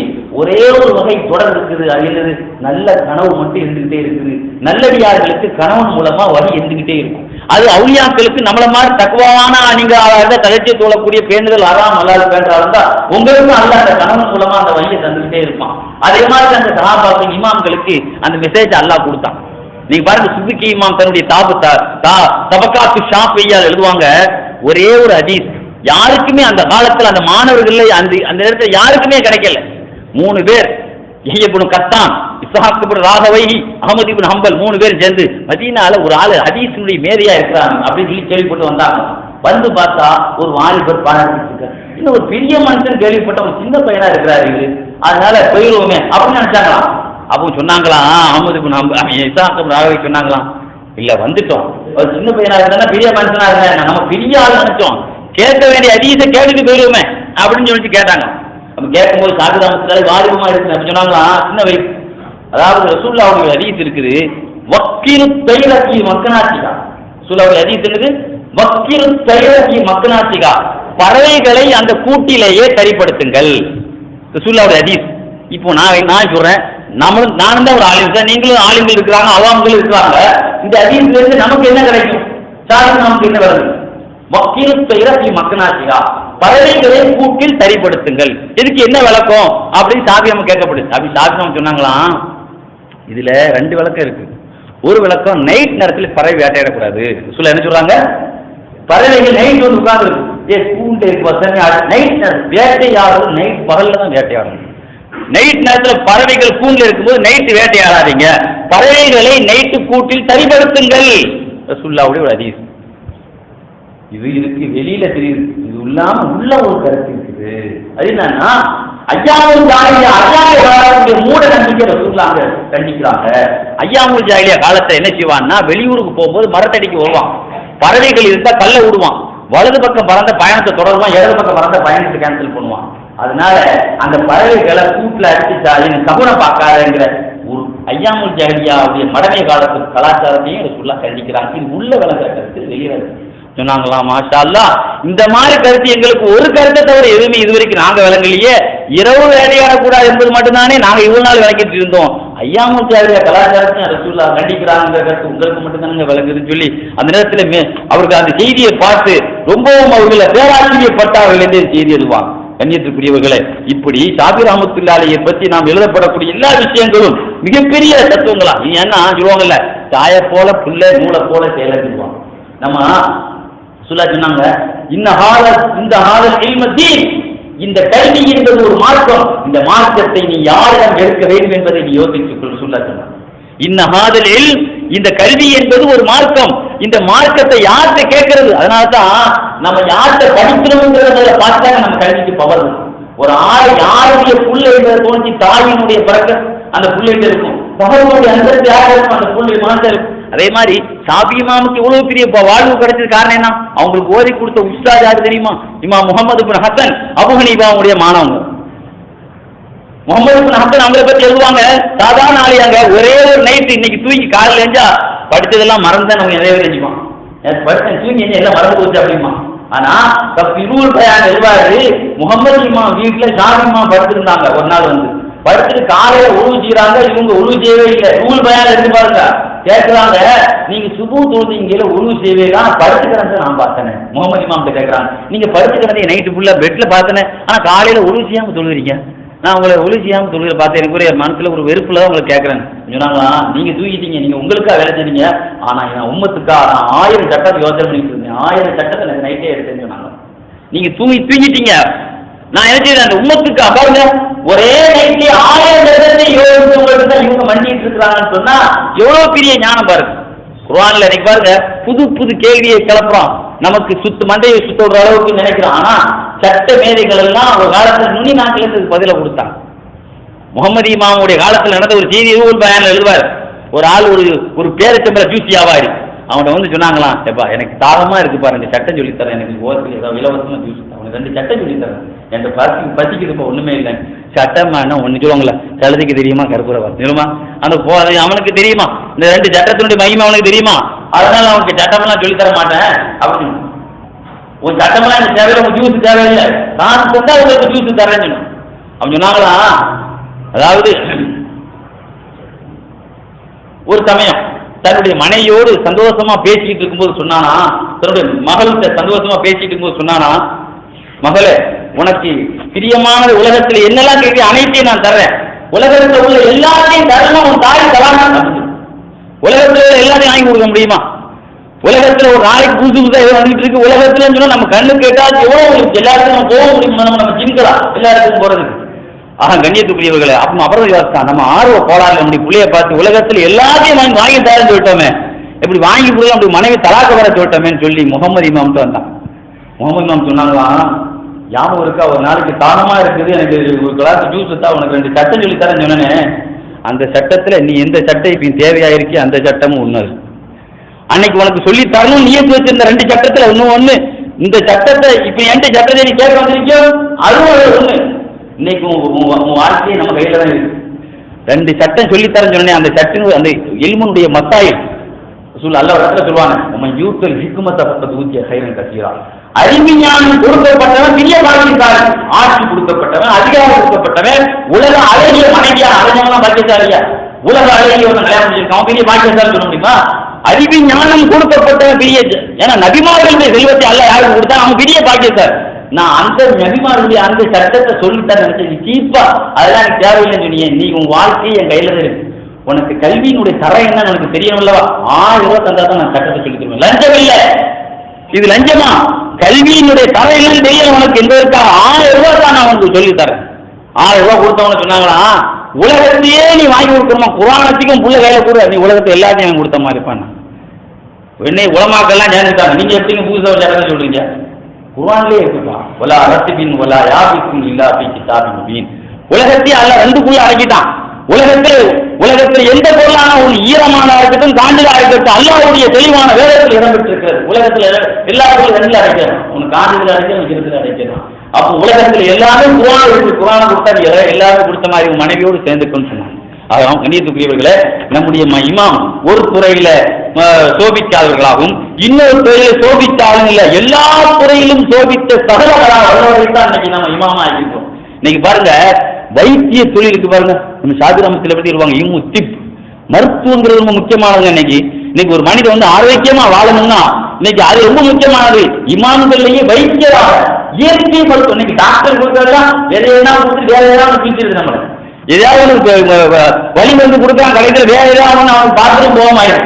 ஆனா உலகத்திலே இயற்கை மருத்துவத்தையே கொண்டு ரசாயனம் எதையா எழுதுவாங்க, ஷாஃபி இமாமுடைய இயற்கை மருத்துவத்தை பற்றி எழுதுவாங்க. சொல்வார்கள் சியூத்தி இமாம் தன்னுடைய கன்சல் மதுக்குள்ள சொல்லுவாங்க, 3 விஷயங்கள் மருந்து. ஏன்னா அதை மட்டும் சொல்லி உஸ்தாத் வந்துட்டாங்க, அதனால வேகமா அந்த மருத்துவ குறிப்பு மட்டும் சொல்லி என்னுடைய பயான் நிறைவேற்றி வருகிறேன். 3 விஷயங்கள் மருந்து இல்லாததுக்கு மருந்து. ஒன்று அதாவது அல்லா திராட்சை, அதே மாதிரி பால், கரும்புச்சாறு சொல்லுவாங்க. கரும்புச்சாறு மட்டும் இல்லைன்னா நான் மிசிறிலேயே இருந்திருக்க மாட்டேன். அந்த அளவுக்கு கரும்புச்சாருக்கு ஒரு மகத்துவத்தை இதெல்லாம் அனுபவித்து சொல்லுவாங்க அல்லவா. சரகுல் அக்காயிட்டாக சொல்வார் 5 விஷயங்கள் உறுதியான இயல்பு. ஒன்று முஜர்ரபாத், உறுதி அனுபவித்து வழங்கப்பட்ட சில விஷயங்கள் இருக்குது, அதெல்லாம் உறுதியான.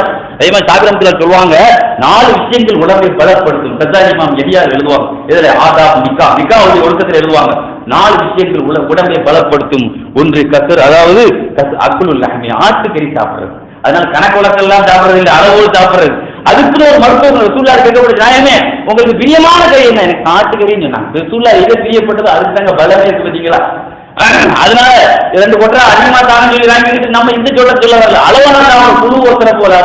அதே மாதிரி ரசூல்லா சொன்னாங்க, சாதனம் சொன்னாங்க நறுமணத்தை நுகர்றது, கசரத்துல் ஹுஸ்ன், அதிகமா குளிக்கிறதுன்னு சொல்லி எருவமா இருந்தா தனிமொழி இளைஞர்கள் கலக்கிறதுன்னு அர்த்தம் கிடையாது. அதிகமா குளிக்கிறதுனா வாரத்துக்கு ஒரு தடவை குளிக்கிறது, வெயில் காலத்துல 2 தடவை குளிக்கிறது, இந்த மாதிரி அதிகமாக குளிக்கிறது. அதே மாதிரி லுபுசுல் கத்தான், காட்டன் ஆடு. காட்டன் தான் எனக்கு விலை ஜாஸ்தி, காட்டன் சொல்லி போய் இருக்கிறாங்க நிறைய. காட்டன்ங்கிறது ரொம்ப ஹீட் இல்லாத, உடம்புக்கு ஆரோக்கியத்தை தரக்கூடியது. 4 விஷயங்கள் உடம்பை பலப்படுத்தும். இப்படி உலகத்திலே ஆரோக்கியத்துக்கும் தந்தவர்கள், தீனுக்கும் ஆரோக்கியம், உடலுக்கும் ஆரோக்கியம் தந்த மேதைகளை தாங்க நாம பின்பற்றோம். அதே மாதிரி சொன்னாங்க அர்பாத்தும் தொழில் பார்த்தன 4 விஷயங்கள் உடம்பை பலகீனப்படுத்துறவங்க. கசரத்துல் ஹம்மி, அதிகமான கவலைகள். அதே மாதிரி அதிகமான புளிப்பான வஸ்துகளை சாப்பிடுறது, அதிகமான சாம்பத்திய உறவு கொள்றது, அதிகமா அதாவது சாப்பிடுறதுக்கு முந்தி வய நிறைய தண்ணி குடிக்கிறது. சொன்னாங்க அது குடிக்கூடாது. சாப்பிடுறதுக்கு முந்தி நம்ம வைப்போம், ஹோட்டல்ல போனா முதல்ல தண்ணியை கூட வைப்பான். நம்ம தண்ணியை கூட வச்சா மனமான தண்ணி குடிச்சிருக்க முடியுமா? சாப்பிடுறதுக்கு முந்தி வய நிறைய தண்ணி குடிக்கிறது உடம்பை பலகீனப்படுத்திடும் சொன்னாங்க. அதே மாதிரி சொன்னாங்க 4 விஷயங்கள் துக்கபில் பஸ்ர, அதாவது பார்வையை பலப்படுத்தும். அந்நவரு பார்வையை பலப்படுத்தக்கூடியது 4. ஒன்று கிபிலாவை நோக்கி உட்கார்வது பார்வையை பலப்படுத்தும். சுருமா அறிவது கண்ணுக்கு பலப்படுத்தும். பசுமையானதை பார்த்து கொண்டிருப்பது கண்ணை பலப்படுத்தும். சுத்தமாக நறுமணம் பூசுவது உடம்பை கண்ணுக்கு பவரை கொடுக்கும் சொன்னாங்க. அதே மாதிரி 4 விஷயங்கள் உடம்பை கண் பார்வையை பலகீனப்படுத்திவிடும். அதாவது ஒரு ஆள் தூக்கல போடப்பட்டிருக்காரு, கழுமர் ஏற்றப்பட்டிருக்கிறாரு, இவரை பார்ப்பதோ அல்லது மலத்தை பார்ப்பதோ அசுத்தங்களை பார்ப்பதோ, கிபிலாவை பின்னோக்கி இருப்பது, மர்மஸ்தானத்தை பார்க்கிறது, இந்த 4 விஷயங்கள் உள்ளதை கண்ணை பலகீனப்படுத்திடும் சொன்னாங்க. கணியத்துக்குரியவர்களை 4 அறிவை பலப்படும். உலகத்துல எந்த ஆசிரியரும் கூட இந்த மாதிரி மெசேஜ் தர மாட்டான். நான் பெரிய அறிவாளி, என்ன மாதிரி உங்களுக்கு அறிவு கிடைக்கணும்னா அறிவாளி யாராவது மெசேஜ் சொன்னாங்களா? அறிவு வளரணுமா சொன்னாங்க. அர்பாத்தும் ததீதுல் அக்ல, 4 விஷயங்கள் அறிவை பலப்படுத்தும். ஒன்று தேவையில்லாத பேச்சை விடுவது, விசுவாசம் செய்வது, சாதாரண நல்லடியார்களோடு உட்கார்வது என்று அழகான தத்துவங்களை சொன்னார்கள். கண்ணியத்துக்குரியவர்களை அதே மாதிரி இல்முல் ஃபிராஸ்ன்னு சொல்லுவாங்க, ஆன்மீகமான கலை. ஆயாத்திரிகள் முத்தவசிமின் நல்ல இடத்துல சொல்லுவான், நுண்ணறிவு பார்வை உள்ளவர்களுக்கு இந்த குர்ஆனில் அத்தாட்சி இருக்குமா? நுண்ணறிவு பார்வை வேணுங்க. இன்னைக்கு பாருங்க, உடல் வெளி தோற்றத்தை பார்த்து உள்ள அங்க அடையாளத்தை சொல்லக்கூடிய ஒரு தெய்வாதீனமான ஒரு சக்தி அல்லாஹ் தஆலா யாருக்கு கொடுத்தான்? தன்னுடைய மாணவர் குவைத்தியை பார்த்தாங்க, தன்னுடைய மாணவர் முஸ்லியை பார்த்தாங்க, தன்னுடைய மாணவர் சுலைமான பார்த்து சொன்னாங்க, சுலைமான் நீ ஒரு காலத்துல ஹதீஸ்ல பெரிய மேதையாக இருப்பப்பான்னு சொன்னாங்க. தன்னுடைய மாணவர் குவைத்தியை பார்த்து சொன்னாங்க, ஒரு காலத்தை இந்த சமுதாயங்களை தூக்க போடுப்பான்னு சொன்னாங்க. அதே மாதிரி முஸ்லியை பார்த்து சொன்னாங்க, வாதத்திலே திறந்து விளங்குவாய், ஒரு இடத்துல செய்தான் வாதத்திருந்தாங்க அவன் சுண்டாக்கிடுவாய் சொன்னான். தன்னுடைய மாணவர்களை கூட சின்ன வயசிலேயே தன்னுடைய மாணவர்களை பார்த்து அவர்களுக்கு ஞானத்துக்குரிய அந்த பார்வையில் பார்த்து சொல்லக்கூடிய ஒரு பேராச்சரியமான ஞானத்தை அல்லாஹ் அவர்களுக்கு கொடுத்திருந்தாங்க. கண்ணியத்துக்குரியவர்களே, எதுக்கு சொல்றோம்னு சொன்னா, சாபிர் ரஹ்மத்துல்லாஹி அலைஹி செய்த சேவைகள், அவர்கள் ஆற்றிய பணிகள், அவர்களுடைய பேணுதல் இந்த உலகத்தில் மன்னர் ஹாரிஸ் பாதுஷாவுடைய சபையில் இருந்த ஒரு அரசு ஊழியர் அவர் வீட்டுக்கு போயிருந்தாங்க, பட்டி விழிச்சிருந்தாங்க, நான் உள்ள வரமாட்டேன். கடைசியில் அடுத்த ரூமுக்கு போன போது தான் உட்கார்ந்தாங்க. அந்த அளவிற்கு ஒரு ஆளை பார்க்க போனா கூட அவன் அரசாங்கத்திற்கு அந்த பட்டி விழிப்பில் இருந்ததுனால அந்த வீட்டை நுழையதை அனுமதிக்க மாட்டேன் என்று சொல்ற அளவுக்கு செயல்பாடுகளையும் பேணுதல் உள்ளவர்களாக இருந்தார்கள் என்றால், ஆனால் கண்ணியத்துக்குரியவர்களே, இமாம் ஷாஃபி ரஹ்மத்துல்லாஹி அலைஹிக்கும் அலி ரலியல்லாஹு அன்ஹுக்கு ஒரு மானசீகமான தொடர்பு எழுதுவாங்க இப்னு ஹஜர் ஹைத்தமி அஸ்கலானி. அலி ரலியல்லாஹு அன்ஹு யார்? இந்த உலகத்திலே அதிகமான நவீன தீர்ப்பு சொல்லி கல்வியின் நகரமாக இருந்த நாயகத்திற்கு வழியாக இருந்த அலி ரலியல்லாஹு அன்ஹு பற்றி ஷாஃபி ரஹ்மத்துல்லாஹி வழி வரலாறு எழுதுவாங்க. இப்னு ஹஜர் அஸ்கலானி தன்னுடைய கிதாப்ல கனவு கண்டாங்க. கனவுல அலி ரலியல்லாஹு அன்ஹு மோதிரம் போட்டு கொடுத்தாங்களாம். யார்? ஷாஃபி ரஹ்மத்துல்லாஹி. சரிங்களா? அலி ரலியல்லாஹு அன்ஹு அவர்களுக்கு அவர்களுடைய ஆசீர்வாதம் கிடைத்தது. அலி ரலியல்லாஹு அன்ஹு ஒரு செய்தியை சொல்லி முடிக்கிறேன். கணியத்துக்குரியவர்களே, அலி ரலியல்லாஹு அன்ஹு இப்படிப்பட்ட ஆள். ரசூலுல்லாஹ் சின்ன வயசுலேயே அவங்களை யமனுக்கு அனுப்பும்போது யார சொல்ல, என்ன போய் நீதிபதி அனுப்புறீங்களே, வானக்கு ஹதீஸ் சின்னி, நான் ஒரு சின்ன பிள்ளை, நீதிபதியா வரணும்னா எவ்வளவு கேள்வியெல்லாம் பார்த்துருக்கணும். ரசூலுல்லாஹ் சொன்னாங்க, இன்னல்லாஹ் யஹ்தி கல்பக்க ஒரு சர்வத்தில் இசானக்க, கையை வச்சு சொன்னாங்க. ரசூலுல்லாஹ் கையை வச்சதுனாலே அபூ ஹுரைரா பெரிய மேலையா ஆயிட்டாங்க. யாரா உனக்கு கல்வி ஞானத்தை அல்லாஹ் இதயத்தை இதயத்தை கொடுப்பான், நாக்குக்கு ரொம்ப சொல் உறுதியை கொடுப்பான்னு சொல்லி துவா செய்றாங்களே, சொல்வார்கள் இந்த துவா என் வாழ்க்கையில நிறைய பரக்கத்தை ஏற்படுத்து.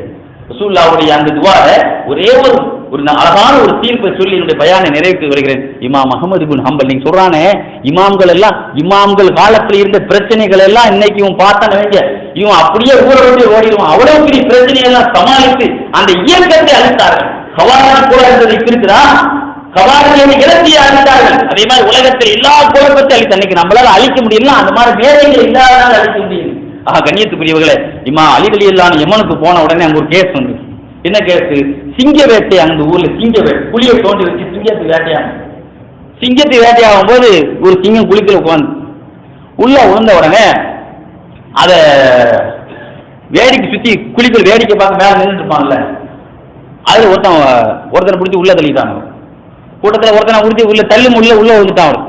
உள்ள அவன் என்ன செய்தான், ரெண்டாவது கையை பிடிச்சிருந்தான், அவனையும் சேர்த்தையை பிடிச்சிட்டு விழுந்தான். ரெண்டாவது மூணாவது ஒருத்தனை பிடிச்சிருந்தான், அவனையும் சேர்த்து அவன் வந்தான். மூணாவது உள்ளவன் நாலாவது ஒருத்தனை பிடிச்சா நாலாவது ஒருத்தனவன் வந்தான். நாலு வருஷம் ஒன்ன கையை பிடிச்சிருந்தான். ஆக 4 பேரையும் சிங்கம் கடிச்சு கொதிரி அவ்வளவு பேரும் சீரியஸ் ஆகி இறந்து போயிட்டான். அப்ப குடும்பத்துக்காரங்களுக்குள்ள பிரச்சனை வந்துச்சு, எங்க 4 பேர் ஜனாசை இறந்துட்டு சொல்லி அந்த ஊருக்காரன் சண்டைக்கு வந்து எவன் குழி தோணான், அப்போ நஷ்டம் வேணும்னு சொல்லி இந்த கேஸ் அலி ரலியல்லாஹு வருது. உடனே அலிலான்னு சொன்னாங்க, எவன் குழி தோணானோ அந்த குழி தோணவன் வந்து என்ன செய்யணும், இந்த 4 குடும்பத்துக்கு நஷ்டீடு கொடுக்கணும். நஷ்டீடு கொடுக்கும் போது ஏற்றத்தாழ்வு சொன்னாங்க. எப்படி சொன்னாங்கன்னா, யாரு முதல்ல இருந்தானோ அவன் 3 பேரை எடுத்து வந்துருக்கான். தான் மட்டும் இல்லாம 2வது கையை பிடிச்சான், அவன் பிடிச்சதால 3வது கையை பிடிச்சான், அவன் பிடிச்சா 4வது கையை பிடிச்சான். அப்ப இவன் மட்டும் எவன் கையும் பிடிக்காதுன்னு அவன் மட்டும் விழுந்திருப்பான். அதனால 3 பேர் விழுந்ததுக்கு முதல் உள்ளவன் காரணமானதால அவனுக்கு காவாச்சிட்டான், முக்காவாசி கல்வி 25 ஒட்டகம்னா அவனுக்கு அப்படின்னு சொல்லி தீர்ப்பு கொடுத்தான். 2வது ஒண்ணா பாத்தீங்களா, அவன் வந்து பின்னால 2 பேர் எடுத்துட்டு வந்திருக்கான், 3வது 4வது வந்திருக்கான். அதனால அவனுக்கு வந்து மொத்தம் எதாயிரும் முக்காவாசி. ஏன்னா அவன் ஒருத்தன் வந்து கவனம் இல்லையா அப்படின்னு நினைச்சுதான் 75 ஒட்டகம் அவனுக்கு அப்படின்னு நினைச்சுதான். ஆக 2வது விழுந்தவனுக்கு வந்து முதல்ல விழுந்தவனுக்கு வந்து காவாசி, 2வது விழுந்தவனுக்கு வந்து அரைவாசி. ஏன்னா அவன் 2 பேர் அவன் எடுத்துருக்காங்க, அதனால 50 25 அதில் கல்வி போயிடும். 3வது விழுந்தாம இருந்தா அவன் ஒருத்தரம் தான் எடுத்துட்டு வந்திருக்கான், 4வது ஒருத்தன் எடுத்துட்டு வந்திருக்கான். அதனால ஒருத்தருக்கு மட்டும் என்ன செய்ய, அவனுக்கு 50 கல்வி இப்படி நினைச்சுட்டாங்க, தீர்ப்பு கொடுத்தாங்க. 4வது ஒருத்தவன் யாரையுமே இழுக்கல, அவனுக்கு தான் 100 ஒட்டகை. ஆக ஒருத்தனுக்கு 100 ஒட்டகை, 3வது வந்தவனுக்கு 100 ஒட்டகை, 4வது வந்தவனுக்கு 100 ஒட்டகை, 3வது வந்தவனுக்கு 75 ஒட்டகை. எப்படி நினைச்சுதான் 2வது 50 ஒட்டகை, 1 உள்ளவனுக்கு 25 ஒட்டகைன்னு சொல்லி நினைச்சுதான் தீர்ப்பு கொடுத்தாங்க. என்ன எல்லாரும் ஒரே இறப்பா தான் இறந்துருக்காங்க, ஏன்னா ஒட்டகத்தில் மட்டும் ஏற்றத்தாழ கொடுக்குறீங்க, எல்லாரும் தான் இறந்துட்டு இருக்காங்க அப்படின்னா இவதான் என்னுடைய தீர்ப்புன்னா. கடைசி நேர மக்காவுக்கு ரசூல் ஹஜ்ஜுக்கு வந்திருந்தாங்க. அந்த மக்கள் சொன்னாங்களா, இந்த மாதிரி தீர்ப்பு கொடுத்துருக்குறேன், இந்த வழக்கு வந்து இந்த மாதிரி வழக்கு அவங்களோட சொன்னவங்க ரசூல் நினைச்சுதான் அந்த தீர்ப்பு கொடுக்குற நேரத்தில் சொன்னாங்களாம், யார் சொல்லலாம் இந்த தீர்ப்பு ஏற்கனவே அலில்லாண்ட இவனுக்கு கேஸ் வந்து உங்கள்கிட்ட திரும்ப வந்திருக்கு, அலி ரலியல்லாஹு என்ன தீர்ப்பு அதுதான் என்னுடைய தீர்ப்புன்னு சொல்லி அந்த தீர்ப்பை முடிச்சாங்க. கண்ணியத்துக்குரியவர்களே, இது மாதிரி புதுமையான எத்தனையோ கேள்விகளை, புதியமான எத்தனையோ கேள்விகளை எல்லாம் இமாம்கள் தன்னுடைய நுனி நாட்கள் வைத்து அதற்கு தீர்ப்பு கொடுத்து இந்த சமுதாயத்திற்கு எல்லா பிரச்சனைகளையும் தீர்ப்பு வைத்த பெருமைக்குரியவர்கள் அவர்களைத்தான். அதான் அல்லாஹ் குர்ஆன்ல சொல்வான், இஹ்தின ஸிராத்தல் முஸ்தகீம் ஸிராத்தல் லதீன அன்அம்த அலைஹிம், யாரெல்லாம் நீ யாருக்கு ஞானத்தை செய்தாயோ அவர்களுக்கு எனக்கு காட்டுவாயா, அன்அல்லாஹு அலைஹிம் மினன் நபியீன வஸ்ஸிதீன வஸ்ஸுஹதாஇ வஸ்ஸாலிஹீன். பாருங்க அல்லாஹ் குர்ஆன்ல அல்லாஹ்வுடைய ஞானத்தை பெற்றவங்க 4 பேர் இருக்கிறான். அல்லாஹ் அந்த 4 பேருடைய பார்வை எனக்கு காட்டி நீ கேளுங்க. அல்லாஹ் 4 இமாம்களும் இந்த 4 கூட்டத்தில் அடங்குவாங்க. நீங்க சொல்லுவாங்க நாங்க இமாம்கள் நல்லவங்க தான் சொல்லுவோம், ஆனா அவங்களை பின்பற்றாதீங்கன்னு சொல்லுவோம், அப்படி சொல்லுவோம். அப்ப அந்த நல்லவர்களை பின்பற்று நல்லா சொல்றானே சரீரமான வெளியே நம் பக்கம் மீண்டவர்கள் வழியை பின்பற்றுங்கிறான் அல்ல ஒரு இடத்துல. இன்னொரு இடத்துல அல்லாஹ் தஆலா சொல்லுவான், 10 வல்லதி நத்தவரும் என்பான், சஹாபாக்களை அமலில் யார் பின்பற்றினார்களோ இமாம்கள் எல்லாரும் சஹாபாக்கள் வழியை பின்பற்றியவர்கள் தான். அந்த அடிப்படையில் இமாம்கள் அனைவர்களும் ரலியல்லாஹு அன்ஹும் என்ற வழியை பெற்றவர்கள், அந்த அல்லாஹ்வுடைய பொருத்தத்தை பெற்றவர்கள் வழியை நாம பின்பற்றணுமா? நம்மளும் ரலியல்லாஹு அன்ஹா வரது அண்ணா என்ற பொருத்தத்தை பெற்றவர்கள். அல்லாஹ் சுப்ஹானஹு வ தஆலா இமாம்கள் எப்படி அல்லாஹ்வுடைய பொருத்தத்தை பெற்று சஹாபாக்கள் பின்பற்றியதன் மூலமாக இறைமறை பார்வையில் அல்லாஹ்வுடைய ரலியல்லாஹு அன்ஹுவர்களோ அவர்களை நாமும் பின்பற்றுவதன் மூலமாக, அவங்க சஹாபாக்களை பின்பற்றினால தான் நாம பின்பற்றுவோம், அவங்க குர்ஆன் ஹதீஸ் எடுத்து தட்டன்றதுனால நாம அவங்க பின்பற்றுவோம், குர்ஆனை பார்த்ததுனால தான் நாம பின்பற்றுவோம். அப்ப நமக்கும் அவங்களுக்கும் எந்த குடும்ப உறவோ, எந்த பிசினஸ் உறவோ, எந்த சொந்தக்காரர்கிட்ட உறவோ இல்லை. அவங்களுக்கு நமக்கு என்ன உறவு? சஹாபிகள் வழியை பின்பற்றாங்க, நாம அவங்களை பின்பற்றுறதை தவிர எந்த உறவும் இல்லை. இந்த உறவை பெற்றவர்கள் ரலியல்லாஹு அன்ஹு என்றால் அல்லாஹ் அவர்களை பின்பற்றினால், அந்த இமாம்களை நாம பின்பற்றதுனால நம்மையும் அல்லாஹ் சஹாபாக்களை புரிந்து கொண்டது மாதிரி புரிந்து கொள்வானாக.